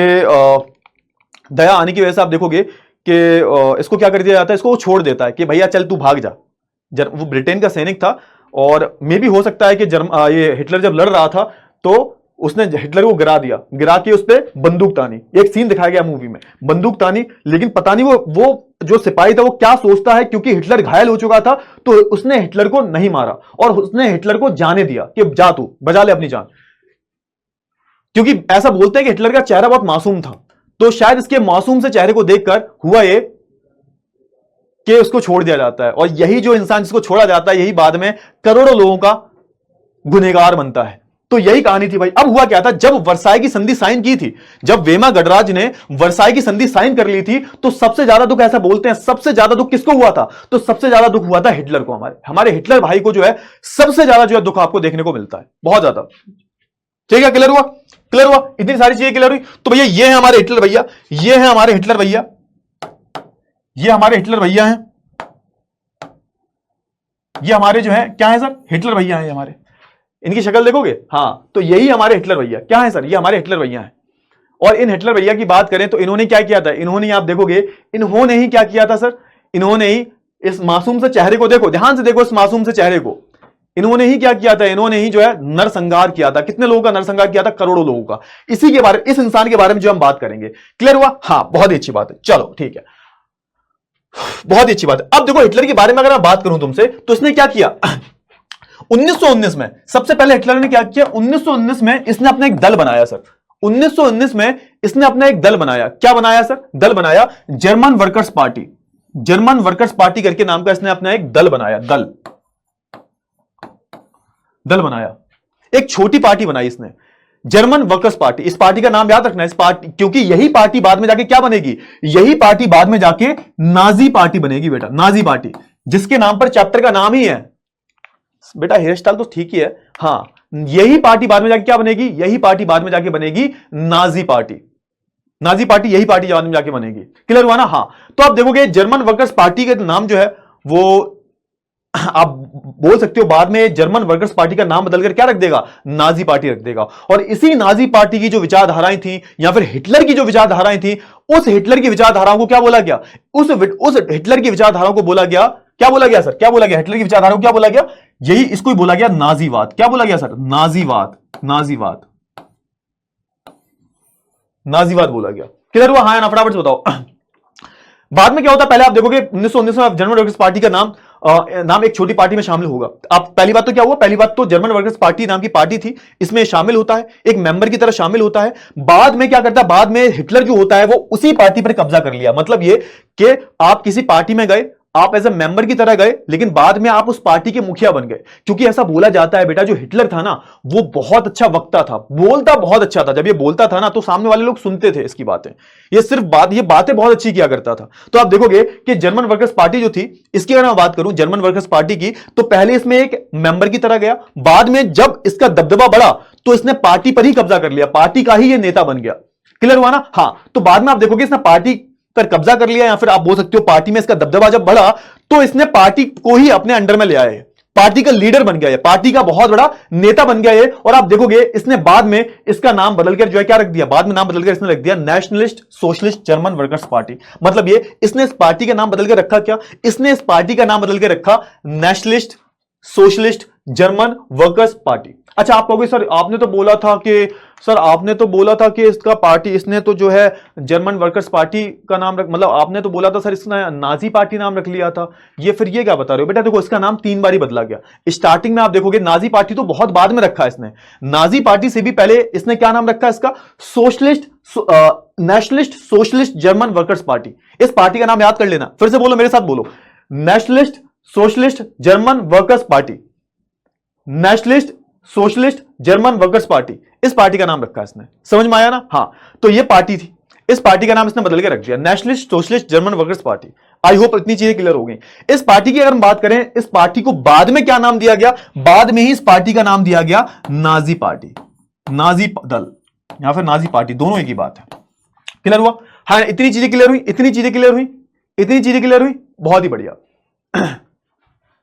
और इस पार्टी को बाद में किस पार्टी से नाम से जाना जाता है, नाजी पार्टी या फिर नाजी पार्टी भी बोल सकते हो, इस नाम से जो है बाद में इसको जाना जाता है। चलिए, बहुत ही बढ़िया बात है। आगे हम बात कर लेते हैं, आगे क्या हुआ सर? आगे आप देखोगे 1923 में घटना होती है। 1923 में हिटलर ने क्या किया, हिटलर ने बर्लिन पर कब्जा करने का प्रयास किया। अब सोच के देखो, हिटलर बहुत चालाक था।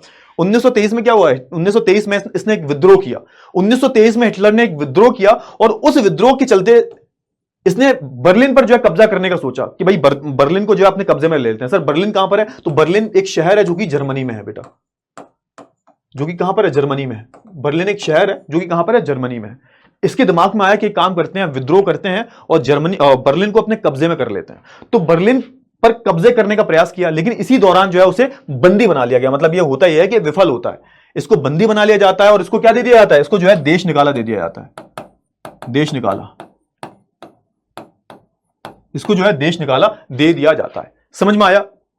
इस पर किसका आरोप लगता है, क्योंकि इसने अपने देश पर ही हमला किया है तो इस पर देशद्रोह का आरोप लगता है, मुकदमा चलाया जाता है, बाद में उसे रिहा भी कर दिया जाता है। तो सबसे पहले क्या होता है, सबसे पहले आप देखोगे कि एक तरीके से इस पर मुकदमा चलता है, इस पर एक तरीके से मुकदमा चलाया जाता है कि क्यों, क्योंकि इसने जो है इस पर जो है देशद्रोह का आरोप लगता है कि तुमने अपने ही देश में अपने ही शहर पर हमला कर दिया। इस पर मुकदमा चलता है। 6 महीने कहां रहता है, 6 महीने, ऐसा बोला जाता है ये 6 महीने जेल में भी रहा। 6 महीने ये जेल में रहता है, और जहां इसने अपनी पूरी जीवन कथा भी लिखी है, जिसको हम बोलते हैं मेन काम्फ। मेन काम्फ एक हिटलर की किताब है, मेन काम्फ करके आप लिख लेना, एग्जाम में जो है पूछा जा सकता है बेटा, लिख लेना है ना। इस किताब का नाम क्या है? मेन काम्फ। मेन काम्फ क्या है? हिटलर की किताब है बेटा। ये एक तरीके की क्या है सर? ये इस तरीके की एक तरीके की इसकी एक बायोग्राफी है, ऑटोबायोग्राफी, जो इसने खुद लिखी है। इसने अपनी पूरी जीवन की कथा लिखी है। अच्छी किताब है ये, मेरे एक दोस्त के पास है, मैं पढ़ रहा हूं आजकल इसको, बहुत अच्छी किताब है। ये किताब इसने जेल में ही लिखी थी, ये डिप्रेशन में था उस टाइम पर, जो है इसने जेल में किताब लिखी थी। समझ में आया? हाँ है ना? फटाफट से बता दो जल्दी से। इतनी चीजें क्लियर हुई? इतनी चीजें क्लियर हुई आपको? हाँ, तो सबसे पहले इसको क्या किया जाता है? सबसे पहले इसको जो है जेल में डाला जाता है, और उसके बाद जो है इसको रिहा कर दिया जाता है। क्लियर हुआ? इतनी चीजें क्लियर हुई? इतनी चीजें क्लियर हुई? चलिए, बहुत अच्छी बात है। तो एक काम करते हैं भाई, बहुत सारे बच्चे रिक्वेस्ट कर रहे हैं सर, पोलिया गए हैं, वो पोलिया गए हैं। हाँ चलो चलो, अरे सुनो तो सही, थोड़ा सा रुक जाओ। अरे बहुत बड़ा चैप्टर है ये तो भाई, बहुत बड़ा चैप्टर है, बहुत ही बड़ा चैप्टर है, बहुत ही बड़ा चैप्टर है। हाँ चलो, ये वाला क्वेश्चन करो जल्दी से, फटाफट से वाला क्वेश्चन करो जी, जल्दी से वाला क्वेश्चन करो फटाफट से।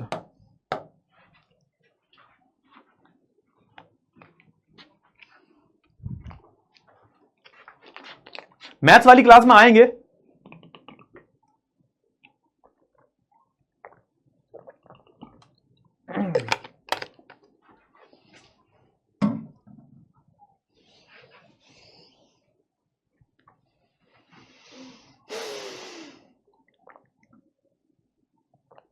बोलो बोलो बोलो। हाँ पोल आ तो रहा है, पोल आ तो रहा है। अरे शिवांशी बेटा, काहे बोरिंग क्लास है ये? क्या है बोरिंग क्लास है? क्यों है बोरिंग है? आप बताओ। अच्छा तुम्हें क्या लगता है मैं यहाँ पे आके क्या करूं बेटा, ये बताओ। क्लास को एंटरटेन बनाने के लिए मैं और क्या कर सकता हूं? आप बताओ, कुछ तो कर सकता हूं मैं। हाँ, युद्ध के मोर्चे पर सैनिकों के छिपने के लिए खोदे गए गड्ढे को क्या कहते थे? खंदक बोलते थे, बंकर बोलते थे, नाला बोलते थे, या फिर इनमें से कोई भी नहीं। मैं एंटरटेन करने के लिए क्या करूं? आपको गाना सुनाऊं, शायरी सुनाऊं, या फिर नाचने लगूं? यहां पर क्या वो बोलते हैं ना, तुम्हारी भाषा में बोलते हैं क्या, मुजरा करते हैं, बोलते हैं क्या, बोलते हैं, हाँ कुछ भी ऐसा बोलूं? बताओ क्या करूं, क्या कर सकता हूं? अरे ये सब मत बोला करो, नाचे हैं देखो है। अब ये बेटा बोल रहा है कि नाचो सर, अरे भैया नाचना आता तो यहां पे थोड़ा ना होते। एसएसटी की एक्स्ट्रा क्लास ले लूं? चलो देखते हैं भाई। अगर देखो सिलेबस, अगर वैसे तो सिलेबस टाइम पे ही कंप्लीट हो जाएगा आपका, 1 महीना पहले ही कंप्लीट करवा दूंगा, बट मैं एक्स्ट्रा क्लास का देखते हैं अपन, अगर होगा तो ले लेंगे। चलो ठीक है, कौन सा भाई? तो इसको हम खंडक बोलते थे। ऑप्शन नंबर ए जो होगा ये सही आंसर होगा। देखते हैं कितना। अरे मेरे लाल, मेरे बंकर नहीं बेटा, खंडक। आपके बुक में खंडक लिखा हुआ है, तो ये जो 40% वाले जो है ना, ये बिल्कुल सही है। देखो ध्यान से, ध्यान से देखो फटाफट से। अनुष्का, देव, अमन जी, प्रिंस, वर्षा, अभिनव, नवनीत, प्रिंस, द्विवेदी, उत्तम, आर्यन, ये सारे जो लोग हैं इन्होंने बिल्कुल सही आंसर दिए हैं। क्लियर हुआ? सॉन्ग सुनाइए। सॉन्ग तो सुना देंगे, सॉन्ग सुना देंगे, कोई दिक्कत वाली बात नहीं, सॉन्ग तो सुना देंगे। खंडक नहीं, खंडक बोलते थे बेटा, खंडर नहीं होता, खंडक बोलते हैं इसको, खंडक। ये खंडक क्या होते हैं? गड्ढे जो होते हैं जिनमें छुप छुप के ये लोग वॉर करते हैं। तो इन खंडकों को आप देखोगे, इन खंडकों को क्या बोलते थे सर? इनको जो है एक गड्ढा, एक जो गड्ढे हुआ करते थे, इनको गड्ढा खोद के जो बनाया जाता था, इनको हम खंडक बोला करते थे, जहां पर सैनिक छुप छुप के लड़ा करते थे। क्लियर हुआ? यहीं पे सैनिक रहते थे, यहीं पे खाना खाते थे, यहीं पे लाशें बिछी हुआ करती थी, और भी कई सारी जो चीजें हैं वो इन खंडकों के अंदर ही हुआ करती थी। और इन खंडकों के अंदर इन सैनिकों की जो जिंदगी थी वो बहुत ही ज्यादा नर्क थी। लाशें पड़ी हुई हैं, सड़ रही हैं, चूहे खा रहे हैं, है ना, कीड़े लगे हुए हैं, बीमारियां फैल रही हैं। तो ये इस तरीके की जो है इन पर क्या था, इस तरीके की आप बोल सकते हो कि क्लासेस जो थी, इस तरीके से आप बोल सकते हो गड्ढे जो थे यहां पर बनाए गए थे ताकि ये युद्ध में लड़ सके। सर एक गाना सुना दीजिए। कोई बात नहीं। अरे देखो पोल से तुम्हारा कुछ, अरे एक बात बताओ, इस पोल से तुम्हारा क्या होगा तुम बताओ। ये पोल पता क्यों बनाया गया? अच्छा आप बताओ, ये पोल जो है पीडब्ल्यू ने क्यों बनाया है? ताकि बीच बीच में आपकी जो नॉलेज है वो चेक होती रहे। अब यहां पर जो नॉलेज है वो चेक हो रही है, तो इसमें सब बच्चे बहुत ज्यादा सीरियस हो जाते हैं, बहुत सारे बच्चे सीरियस हो जाते हैं इस पोल को देख के। अरे सर पोल का आंसर गलत हुआ तो जिंदगी खराब हो गई, जिंदगी तबाह हो गई, अब तो कुछ भी नहीं कर पाएंगे जिंदगी में, ये हो गया वो हो गया। तो ये सारी चीजें जो है कोई दिक्कत वाली बात नहीं है, कोई दिक्कत वाली बात नहीं है। ये पोल से कोई भी कुछ भी डिसाइड नहीं होता, कुछ भी डिसाइड नहीं होता। समझ में आया ना? हाँ ना? फटाफट से बताओ जल्दी से। इतनी चीजें क्लियर हुई तुम्हें? इतनी चीजें क्लियर हुई? हाँ बहुत ही बढ़िया। तो पोल, अरे पोलिया क्या जाते हो तुम?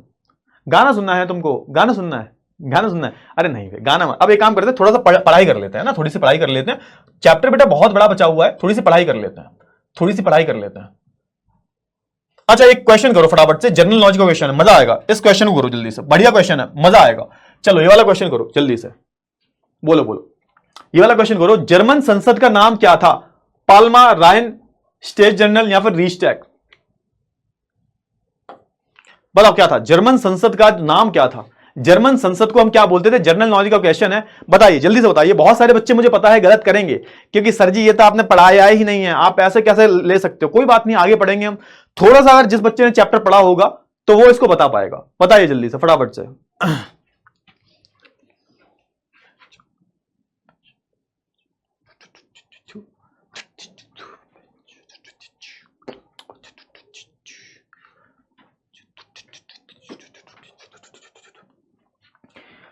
कभी कभी मेरे दिल में ख्याल आता है कि जैसे तुझको बनाया गया है मेरे लिए, तू अब से पहले सितारों में बस रही थी कहीं, तू अब से पहले। ऑप्शन नंबर डी होगा सही, सितारों में बस रही थी कहीं, तुझे ज़मीं पे बुलाया गया है मेरे लिए। चलो ठीक है, ये देखो टॉप 3 जो स्टूडेंट हैं वो है पवन, श्रवण, सावित्री, नाजिम, अंश, सुनीता, गरिमा, रौनक, अनुज, अमित। बहुत ही बढ़िया। अच्छा ये कोई बात नहीं, अगर तुम्हारा गलत भी हुआ है ना, तुम्हारा अगर गलत भी हुआ है तो कोई दिक्कत वाली बात नहीं। अरे थैंक यू बेटा, thank you so much, thank you so much. चलो ठीक है, ऑप्शन नंबर डी सही होगा बेटा, क्योंकि मैंने कराया नहीं है, ऑब्वियस सी बात है मैंने पढ़ाया नहीं है, तो बस ऐसे मजे के लिए मैंने क्वेश्चन दे दिया था कि खैर तुम लोगों ने कितना पढ़ा होगा। ठीक है, क्लियर हुआ ना? हाँ चलिए ठीक है, तो ये जो क्वेश्चन है बेसिकली इसका आंसर होगा रीस्टैग। जर्मन की जो संसद है उसको हम क्या बोलते हैं? रीस्टैग बोलते हैं। अब जैसे कि जो रशिया की संसद थी उसको हम क्या बोलते थे? बताओ जल्दी। रशिया की जो संसद थी उसको हम ड्यूमा बोलते थे। समझ में आया ना? तो ऐसे ही आप देखोगे कि जो संसद है जर्मनी की इसको हम क्या बोलते हैं? इसको हम रीस्टैग बोलते हैं। सिंपल सी बात है। अरे बहुत बढ़िया, अरे बहुत बढ़िया, बहुत ही बढ़िया। चलिए चलिए, बहुत ही अच्छी बात है, बहुत ही अच्छी बात है। आगे बढ़े, आगे बढ़े, आगे बढ़े। अच्छा अब हम बात कर लेते हैं किसके बारे में। देखो यहां तक हमने पढ़ लिया, यहां तक हमने पूरा पढ़ लिया कि भैया हिटलर जो था उसने एक कोशिश करी कि हम जो उठ खड़े होते हैं लेकिन उसको जो है दबा दिया जाता है, दबा दिया जाता है ना। रीस्टैग, हाँ नाम याद कर लो, आपके एग्जाम में पूछा जा सकता है। आगे आप पढ़ोगे थोड़ा सा जर्मन संसद के बारे में बात करेंगे, अभी से दिमाग में बिठा लो कि जर्मन संसद का नाम क्या है। तो जर्मन संसद को हम रीस्टैग के नाम से जानते हैं। Simple is that. अभी तक क्या हुआ? अभी तक हुआ ये कि भैया हमारे जो हिटलर चचा जो हैं एक कोशिश करते हैं कि अपनी ताकत से बर्लिन शहर को कब्जा लें, लेकिन ये विफल होते हैं और इनको जो है पिटाई करके जेल में डाल दिया जाता है। 6 महीने जेल में रहते हैं, बाद में ये बेचारे रिहा भी हो जाते हैं। अब क्या होगा हिटलर का? क्या हिटलर फिर से खड़ा हो पाएगा? क्या नाजी पार्टी जो हिटलर की पार्टी थी, जिसको जर्मन वर्कर्स पार्टी भी बोलते हैं, जिसको हम सोशलिस्ट वर्कर्स पार्टी भी बोलते हैं, बहुत सारे नाम थे इसके, मेनली इसको नाजी पार्टी के नाम से जो जाना जाता है। अगर मैं इसकी बात करूं तो आप देखोगे 1930 की बात है, 1930 के दशक की अगर हम बात करें 1930 अच्छा बहुत सारे बच्चे कंफ्यूज होते हैं सर कि ये बताओ सर 1930 के दशक का मतलब क्या होता है। अब बेटा सुनो, दशक का मतलब होता है क्या? दशक का मतलब होता है 10 साल। 10 साल दशक का मतलब क्या होता है? 10 साल होता है सर। दशक का मतलब 10 साल होता है। अगर मैं बोल रहा हूं 1930 के दशक में, 1930 के दशक में, इसका मतलब क्या हुआ सर? 1930 के दशक में अगर मैं बोल रहा हूं तो इसका मतलब क्या हुआ सर? इसका मतलब हुआ कि 1930 से लेके 40 तक, है ना? मतलब 1930 से लेके 1940 तक का जो टाइम पीरियड है, जो समय है, इसको हमने क्या बोल दिया? 1930 का दशक बोल दिया। तो यहां पर भी लिखा हुआ है कि 1930 के दशक में हुआ क्या कि 1930 के दशक के शुरुआती वर्षों में, मतलब आप देखोगे 1930, 1932, 31, 34, 33, ये सब क्या है? ये सब 1930 के शुरुआती, 1930 के दशक के शुरुआती साल है। ठीक है ना? तो आप देखोगे 1930 के दशक के शुरुआती वर्षों में क्या हुआ कि जो नाजी पार्टी थी, हिटलर की जो पार्टी थी, इनको अधिक समर्थन मिल नहीं पा रहा था। पार्टी तो बन चुकी थी हिटलर की, लेकिन इनको समर्थन नहीं मिल रहा था। इनको जो है समर्थन उतना जो है अच्छा खासा मिल नहीं पा रहा था नाजी पार्टी को। अरे होता है भाई, पार्टी जो है नई पार्टी है, समर्थन थोड़ा ना मिलेगा, समर्थन इनको अच्छे से मिल नहीं पा रहा था। और आप देखोगे 1928 में क्या हुआ? 1928 में नाजी पार्टी को केवल कितने वोट मिले थे? जब 1928 में चुनाव हुए थे तो नाजी पार्टी जो थी, जो कि हिटलर की पार्टी थी, इसको सिर्फ कितने वोट मिले? सिर्फ इसको 2.8% जो है वोट मिले। सिर्फ इतने ही वोट मिले थे इसको। सोच के देखो, नाजी पार्टी को सिर्फ 2.8% जो है वोट मिले थे। क्लियर हुआ इतना? लेकिन हुआ क्या, लेकिन 1932 में इसको कितने वोट मिले सर? 37% वोट मिले और ये सबसे बड़ी पार्टी बन गई। समझो यहां पे कि स्टार्टिंग में आप देखोगे ना, 1928 की हम बात करें, 1929 की हम बात करें, 30 की हम बात करें, तो आप देखोगे कोई बहुत बड़ी पार्टी नहीं थी। जब 1928 में चुनाव हुए थे तो नाजी पार्टी को महज जो है 2.8% वोट मिले थे। लेकिन हुआ यह था कि 1932 में ये कितना हो गया, 2.8% वोट से बढ़कर ये 37% हो गया। मतलब नाजी पार्टी का जो आप बोल सकते हो दबदबा जो है वो धीरे धीरे जर्मनी में बढ़ रहा था। लोग जो है नाजी पार्टी को पूज रहे थे। क्यों पूज रहे थे? क्योंकि उसका जो नेता था जिसका नाम था श्रीमान हिटलर, कि सर हिटलर को श्रीमान तो मत बोलो, हाँ नहीं बोलेंगे, गलती हो गई, जो बदमाश हिटलर था उसकी अगर हम बात करें तो ये एक ऐसा नेता था जो पब्लिक सोच रही थी, जो पब्लिक सपने देख रही है कि हमारा नेता कैसा हो, तो भैया हिटलर भैया जैसा हो। तो यहां पर जो आम जनता है उसको लग रहा था कि भाई हिटलर तो एक मसीहा के रूप में आया भाई, मतलब हर जगह चारों तरफ अंधेरा है और जो हमारे हिटलर भैया हैं वो कैसे आए हैं, वो उस अंधेरे में लालटेन लेके आए हैं और सबको सही कर देंगे हमारे हिटलर भैया। तो ये सारी जो चीजें हैं वो आपको देखने को मिलती हैं। क्लियर हुआ? हाँ है ना? फटाफट से बता दो, इतनी चीजें आपको क्लियर हुई? इतनी चीजें क्लियर हुई आपको? जल्दी से बताइए फटाफट से, इतनी चीजें आपको क्लियर हुई? अच्छा, अब मैंने जो बोला कि हिटलर का सबसे बड़ा टैलेंट क्या था सर, ये बताओ। तुम्हें कभी ये चीज नोटिस की है कि एक लड़का जो होगा बिल्कुल सूखा सा है, पतला सा है ना, उसकी पर्सनैलिटी उतनी अच्छी नहीं है, लेकिन अगर कोई बात अच्छी करता है वो क्या हो जाता है, वो मनमोहित कर लेता है ना। आपकी जो वाणी है, आपकी जो वॉइस है वो बहुत मैटर करती है। मानते हो नहीं मानते? आप बताओ, आप ये चीज मानते हो कि चलो ठीक है बंदे की पर्सनैलिटी उतनी अच्छी नहीं है, वो उतना दिखने में अच्छा नहीं है, लेकिन जब वो बात करता है, बात करने का जो तरीका है, लहजा है, ये मेरे लिए तो बहुत मैटर करता है और शायद आपके लिए भी मैटर करता होगा कि भाई कोई सामने वाला बोलता कैसे है, किस तरीके से बोलता है, कैसे बोलना चाहिए सामने वाले को। तो यही टैलेंट था हिटलर का भाई। हिटलर का सबसे बड़ा टैलेंट ही यही था कि ये बहुत अच्छा वक्ता था, ये बहुत अच्छा बोलता बहुत था। ऐसा बोलते हैं, इसके कुछ आप देखना यूट्यूब पे, इसके कोई वीडियो डालना कि जब ये बोलता था ना तो पूरा क्राउड सुनता था, इसको पागल हो जाता था इसके पीछे। ये ऐसे ऐसे सपने दिखाता था कि लोग जो है इसके पीछे पागल हो जाया करते थे। तो यहां पर हिटलर की अगर हम बात करें, हिटलर क्या था? हिटलर एक बहुत अच्छा वक्ता था। वक्ता मतलब जिसको बोलना बहुत अच्छे से आता है, जिसको बोलना बहुत अच्छे से आता है उसको हम बोलते हैं वक्ता। ये अपने भाषणों में क्या करता था, ये अपने भाषणों में लोग जो होते थे उनका माइंडसेट ही बदल दिया करता था भाई। जो लोग इसके खिलाफ भी हैं वो इसके समर्थन में आ जाया करते थे, इतना अच्छा बोलता है। सेजल बेटा बोले सर जैसे कि मैं, अरे थैंक यू बेटा, थैंक यू, ठीक है, क्लियर हुआ, बहुत अच्छी बात है। अच्छा, आप देखोगे उसने चारों तरफ विकास और रोजगार का वादा किया। आप सोच के देखो अभी कितना चालाक है। चारों तरफ जनता परेशान है, इधर वो वेमा गडराज कुछ कर नहीं पा रहा, चारों तरफ लोग जो बहुत परेशान है, उनको एक उम्मीद की किरण चाहिए। दिक्कत क्या है पूरे देश में? रोजगार चरम सीमा, बेरोजगारी बहुत ज्यादा है, किसी के पास कुछ काम नहीं है, गरीबी बहुत ज्यादा हो चुकी है, चीजों के दाम बहुत बढ़ चुके हैं। तो इसने ऐसे ही वादे करने शुरू कर दिए कि अगर मैं सत्ता में आता हूं, सुनो, अगर मैं सत्ता में आता हूं तो तुम्हें रोजगार मिलेगा, तुम्हें काम मिलेगा, विकास देखने को मिलेगा,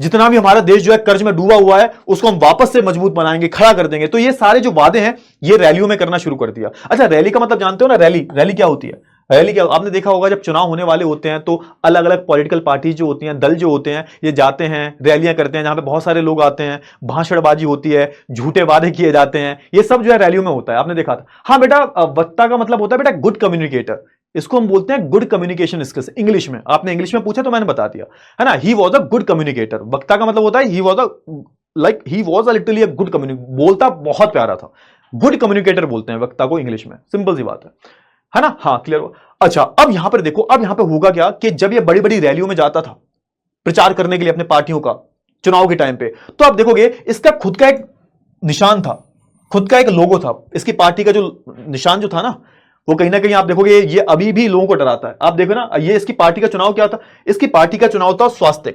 अच्छा, ये ऐसा स्वास्थ्य था, ये देखो ध्यान से, ये वाला, ये ध्यान से, ये वाला, एक मिनट मैंने ठीक से नहीं बना पाया, ड्राइंग तो वैसे भी खराब है। कुछ इस तरीके का इसके पार्टी का साइन था।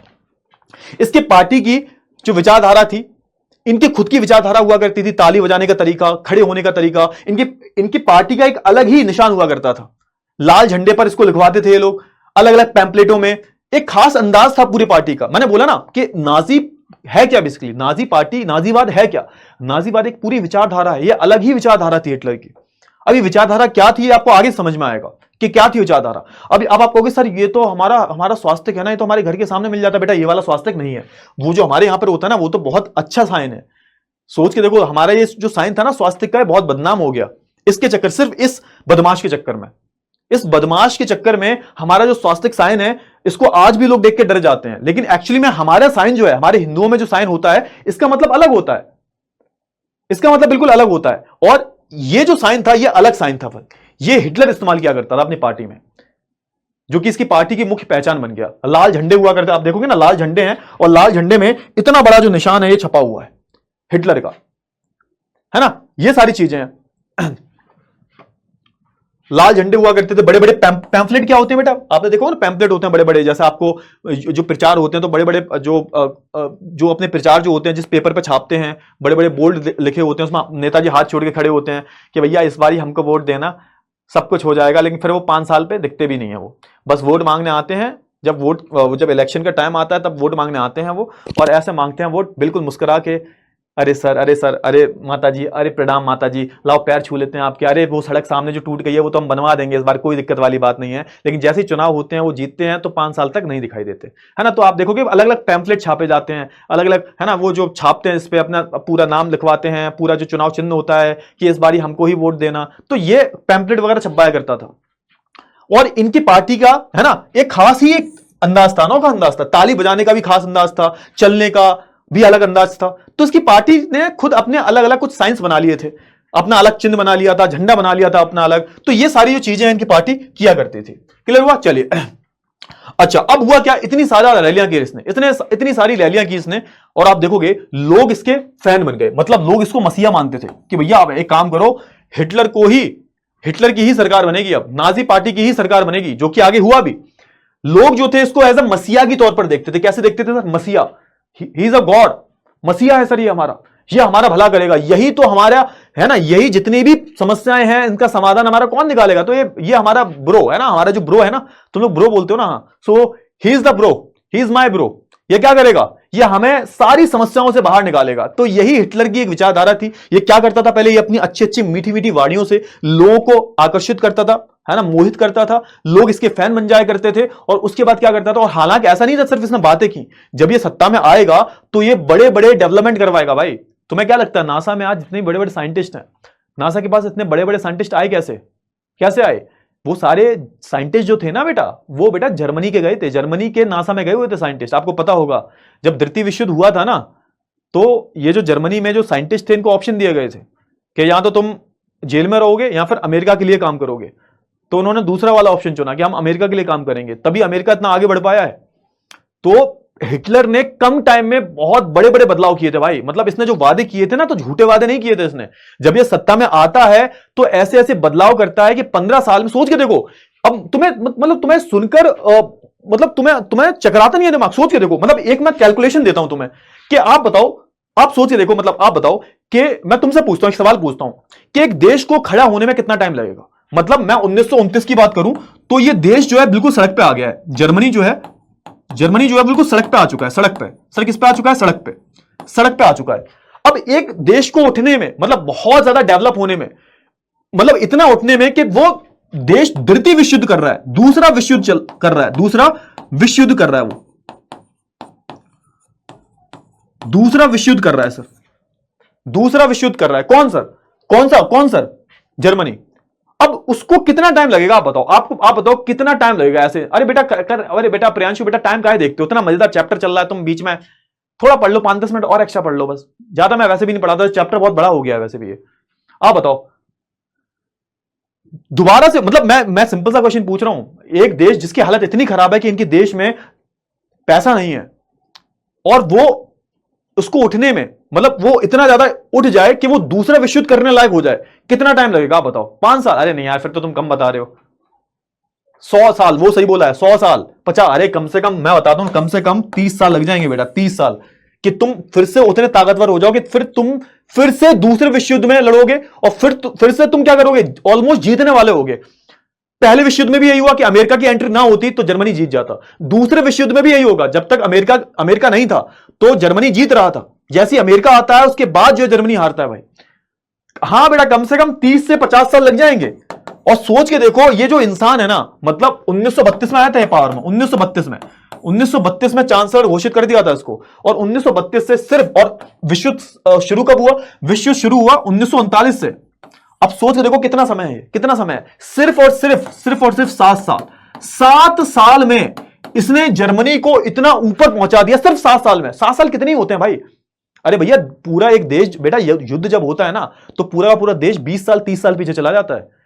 और जर्मनी की हालत ऐसी थी कि नोट भर भर के पैसे ले जाओगे तो एक ब्रेड का पैकेट मिलेगा तुम्हें। और भाई इसने क्या किया, इसने सिर्फ 7 से 8 साल के अंदर, मैक्सिमम 10 साल के अंदर इसने जर्मनी को इतना ताकतवर फिर से बना दिया कि वो फिर से युद्ध कर रहे हैं भाई, वो फिर से युद्ध कर रहे हैं भाई। और वो भी ऐसा युद्ध नहीं कर रहे, आपको पता होगा 1939 में युद्ध शुरू हुआ था ना, तो जर्मनी ने आधे से ज्यादा यूरोप पे कब्जा कर लिया था, पोलैंड पे कब्जा किया था, फ्रांस की आधी टेरिटरी पे कब्जा कर लिया था, सबसे बदला लिया था। वो तुमने डायरेक्ट सुना है ना कि सबका बदला लेगा, मां का, बाप का, भाई का, सबका बदला लेगा तेरा फैजल। तो वो वही है यहां पे जर्मनी जो होता है ना, फ्रांस से भी बदला लेता है, ब्रिटेन से बदला लेता है। सिर्फ ब्रिटेन बचा हुआ था, बाकी सब पर कब्जा कर लिया था इसने, फ्रांस ने, सॉरी जर्मनी ने। तो सोच के देखो कि कितना ये कैपेबल होगा, कितना ये एक विजनरी लीडर होगा ये हिटलर, है ना। कुछ तो बात रही होगी इसमें कि 7-8 साल में सब कुछ मतलब एकदम टिप टॉप कर दिया इसने, इतना टिप टॉप कर दिया कि दोबारा से युद्ध कर रहा है, इतना दम आ गई है इसमें कि दोबारा से युद्ध कर रहा है। तो ये सारी चीजें जो होती है ना, वो हिटलर के बारे में थोड़ी सी चौंका देती है कि भाई इतना जल्दी सब कुछ 8 से 10 साल में फिर से जर्मनी को टॉप पे पहुंचा दिया। तो ये सारी काम इसने किए थे। क्लियर हुआ ना? हाँ क्लियर हुआ ना? तो यहां पे वही बोला जा रहा है यहां पर कि जो है ना, हमारी जो जर्मनी की जनता है जो आर्थिक रूप से टूट चुकी है ना, राजनीति पर उनको विश्वास उठ चुका है, तो वो अब हिटलर को कैसे देख रहे हैं सर? तो वो हिटलर को एक उम्मीद की किरणों के रूप में देख रहे हैं कि भाई देखो, राजनीतिक रूप से हम टूट चुके हैं सर, आर्थिक रूप से तो हमारी हालत खराब ही है, मतलब हमारे पास पैसा वैसा तो है नहीं। तो उनको ऐसी सिचुएशन में जनता के पास भी कोई ऑप्शन नहीं था, और ऊपर से एक ऐसा वक्ता आ गया तुम्हारे पास जो तुम्हें सपने दिखा रहा है, जो तुम चाहते हो, तो क्या होगा इससे? जनता जो है वो तुम्हारी फैन बन जाएगी भाई। जनता जो है वो क्या बन जाएगी तुम्हारी?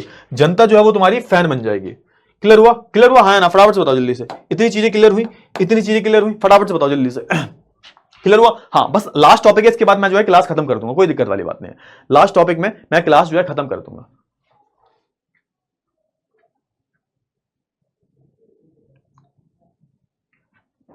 क्लियर हुआ? हाँ, तो हिटलर से मोटिव, सर एक बच्चा कह रहा है सर हिटलर से मोटिवेशन मिल रहा है। बेटा देखो, मोटिवेशन तुम ले सकते हो, मोटिवेशन तो तुम किसी से भी ले सकते हो, है ना, हर इंसान तुम्हें मोटिवेशन दे देगा, लेकिन हिटलर से मोटिवेशन ना ही लो तो ठीक है, क्योंकि अभी तो हिटलर की अच्छी अच्छी बातें बता रहा हूं मैं। इसने खराब क्या किया वो भी मैं बताऊंगा, जब तुम्हारे आंखों से आंसू आ जाएंगे।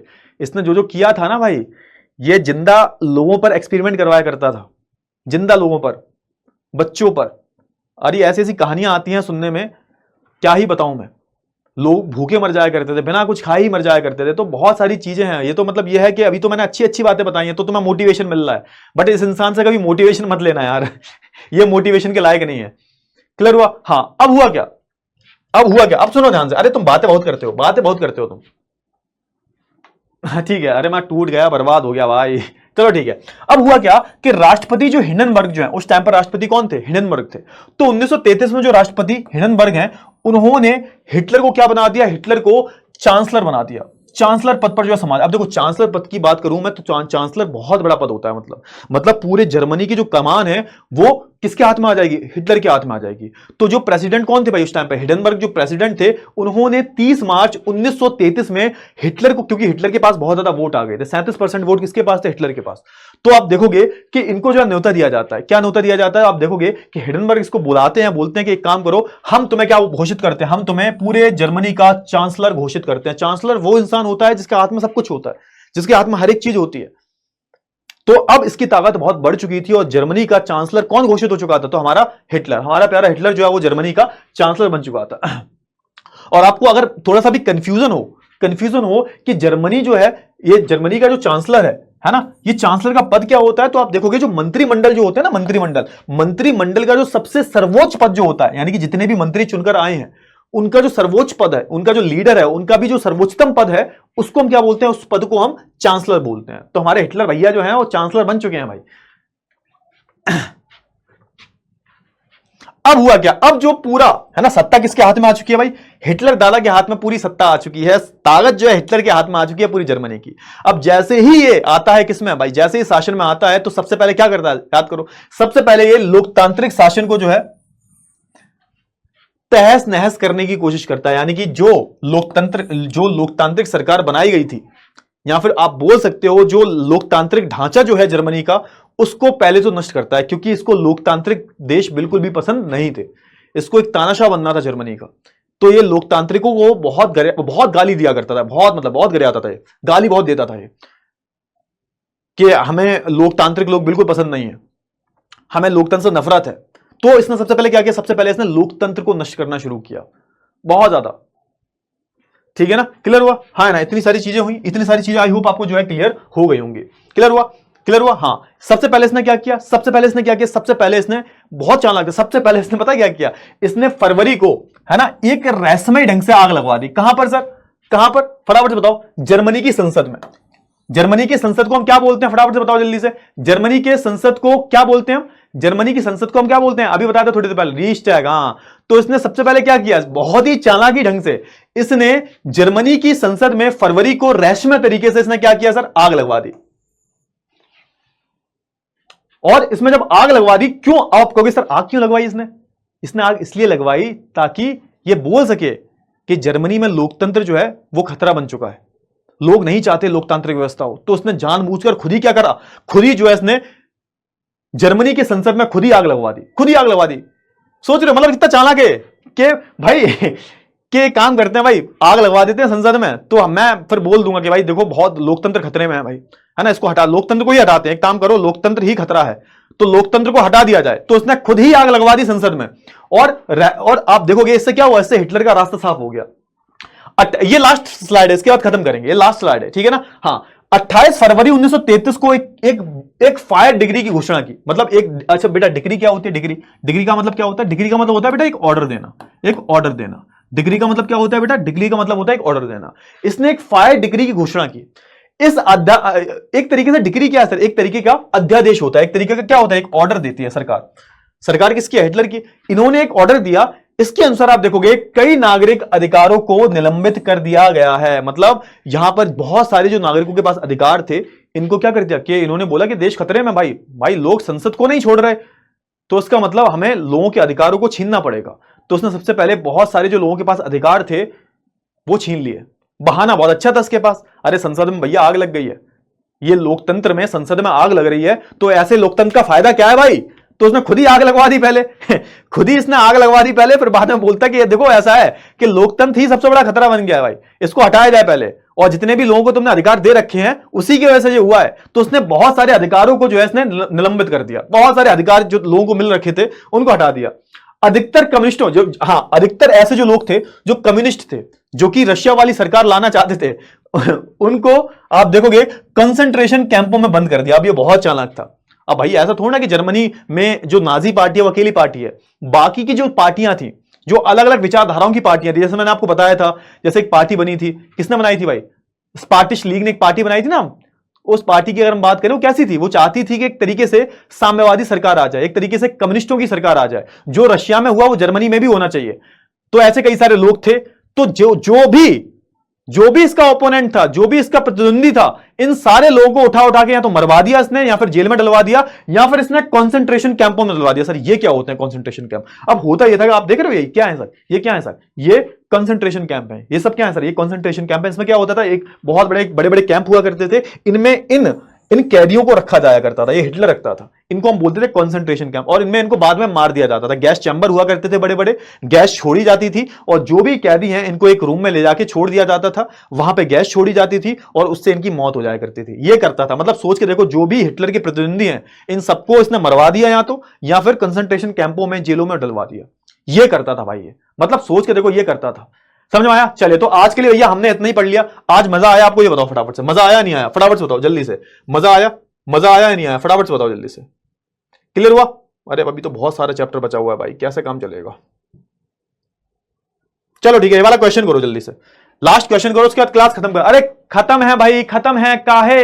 अरे छुट्टी दे दी छुट्टी भाई, दे दी छुट्टी। जाओ, अब जिसको जाना है वो जा सकता है, जिसको भी जाना है वो जा सकता है। और हाँ, जिसके डाउट्स हैं, जो तुमने डाउट्स लिखे हैं, इन डाउट्स को मैं बताता हूं, ठीक है? कोई दिक्कत वाली बात नहीं है। अच्छा, एक चीज और पहले क्वेश्चन करो, उसके बाद मैं जो बच्चे नए नए आए हैं उनको भी दिखा देता हूं कि तुम्हारे जो शॉर्ट नोट्स हैं वो आज आ गए हैं भाई। इसी स्लाइड में आपको, एंड में आपको शॉर्ट नोट्स देखने को मिल जाएंगे। इसी स्लाइड में आपको शॉर्ट नोट्स देखने को मिल जाएंगे। क्लियर हुआ ना? ठीक है, ठीक है।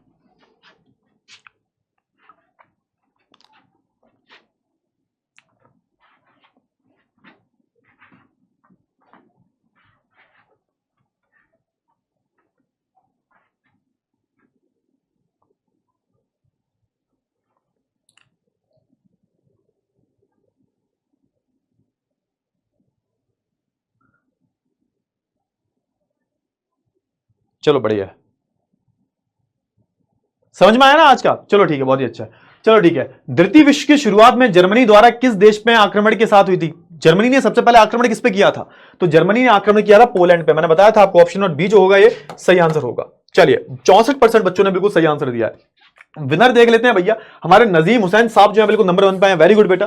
आराध्या बेटा वेरी गुड, मेधावी वेरी गुड, अतुलराज, आशुतोष, आशिका, देव, अभिनव, आदर्श, शिवानी, बहुत बढ़िया, वेरी गुड बेटा, बहुत ही अच्छे, बहुत ही बढ़िया।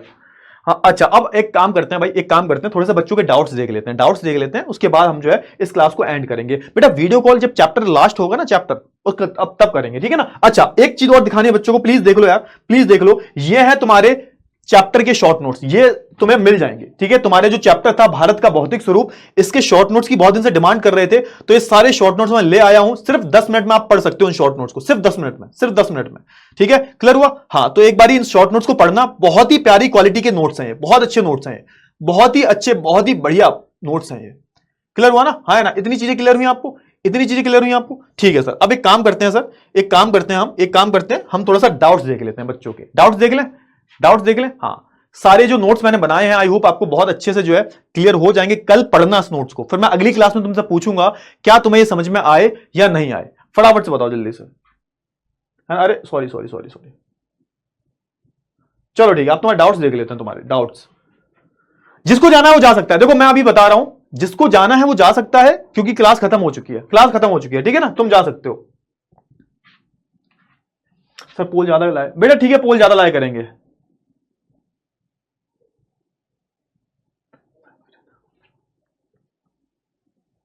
तुम लोग ना नोट्स,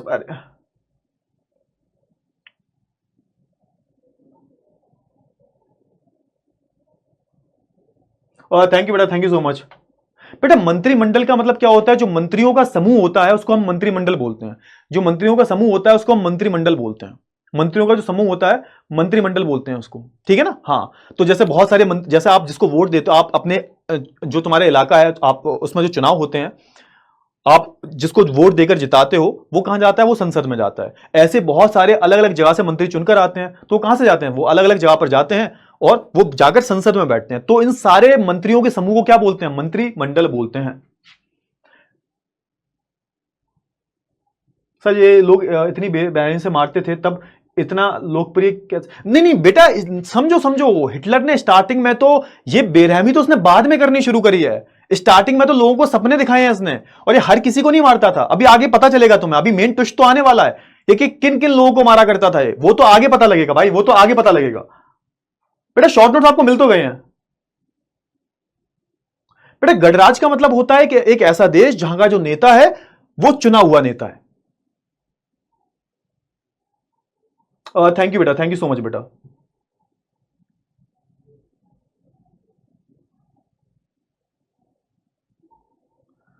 बेटा हिटलर के पास पैसा कहां से आया? हिटलर की जो पार्टी थी उसके पास बहुत सारा डोनेशन आया करता था। पार्टी वालों के पास डोनेशन आ जाता है, जब कोई पार्टी लोकप्रिय होती है तो पैसा देने वाले लोग बहुत होते हैं, ठीक है? आप जा सकते हो। क्लियर हुआ? हाँ बेटा बहुमत का मतलब यह होता है कि मान के चलो 100 सीटें हैं, आपको जीतने के लिए कितना चाहिए? आपको 100 सीटें हैं टोटल, तो आप अगर चुनाव जीतना चाहते हो तो आपको कितनी चाहिए? तो आपको बहुमत चाहिए, मतलब मेजोरिटी। इसका मतलब आपको 51 सीट चाहिए। तो अगर 51 सीट आपको मिल जाएंगी या फिर उससे ज्यादा मिल जाएंगी तो इसका मतलब क्या हुआ कि आपकी बहुमत है। समझ में आया? क्लियर हुआ? आपकी पार्टी ए है, 100 सीटें हैं, 51 जीत जाओगे या फिर उससे ज्यादा जीत जाओगे तो उसको हम बहुमत बोलेंगे, इसके पास सबसे ज्यादा सीटें होती हैं। समझ में आया ना? हाँ या ना? फटाफट बताओ।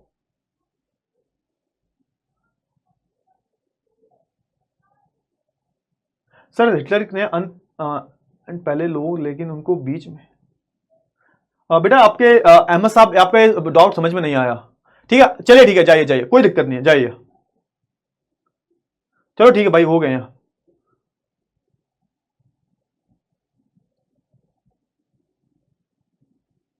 चलो ठीक है बेटा, ओके चलो डन है बेटा, डन है।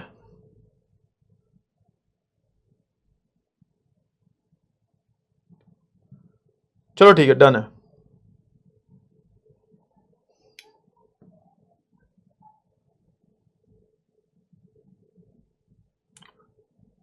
मसीहा का मतलब होता है भगवान की तरह। अरे बेटा मसीहा का मतलब होता है जब आपको कोई भगवान की तरह देखता है, उसको मसीहा बोलते हैं। चलो एक काम करो, निकलो फटाफट से, जाओ एंड करते हैं इस क्लास को, ठीक है ना, एंड करते हैं इस क्लास को, एंड करते हैं, ठीक है ना। चलिए ठीक है, तो एंड करते हैं इस क्लास को। आई होप आपको सारी जो चीजें बहुत अच्छे से क्लियर हो गई होंगी। तो अब हम मिलेंगे नेक्स्ट क्लास में, और अगली क्लास में मैं तुम्हें नोट्स दूंगा किसके, इस चैप्टर के शॉर्ट नोट्स। मतलब इतना बड़ा चैप्टर तुम्हें लग रहा होगा, लेकिन ऐसे नोट्स दूंगा ना, मजाक से बता रहा हूं, ऐसे नोट्स दूंगा कि ऐसे नोट्स आज तक किसी ने दिए नहीं होंगे तुम लोगों को। तो अगली क्लास में तुम्हें, यानी कि जो मंडे को क्लास होगी, मैं तुम्हें नाजीवाद और हिटलर के उदय की शॉर्ट नोट्स दे दूंगा। ये मेरा आपसे वादा है, ठीक है, क्लियर हुआ ना। चलिए ठीक है, जाइए फटाफट से, बहुत बहुत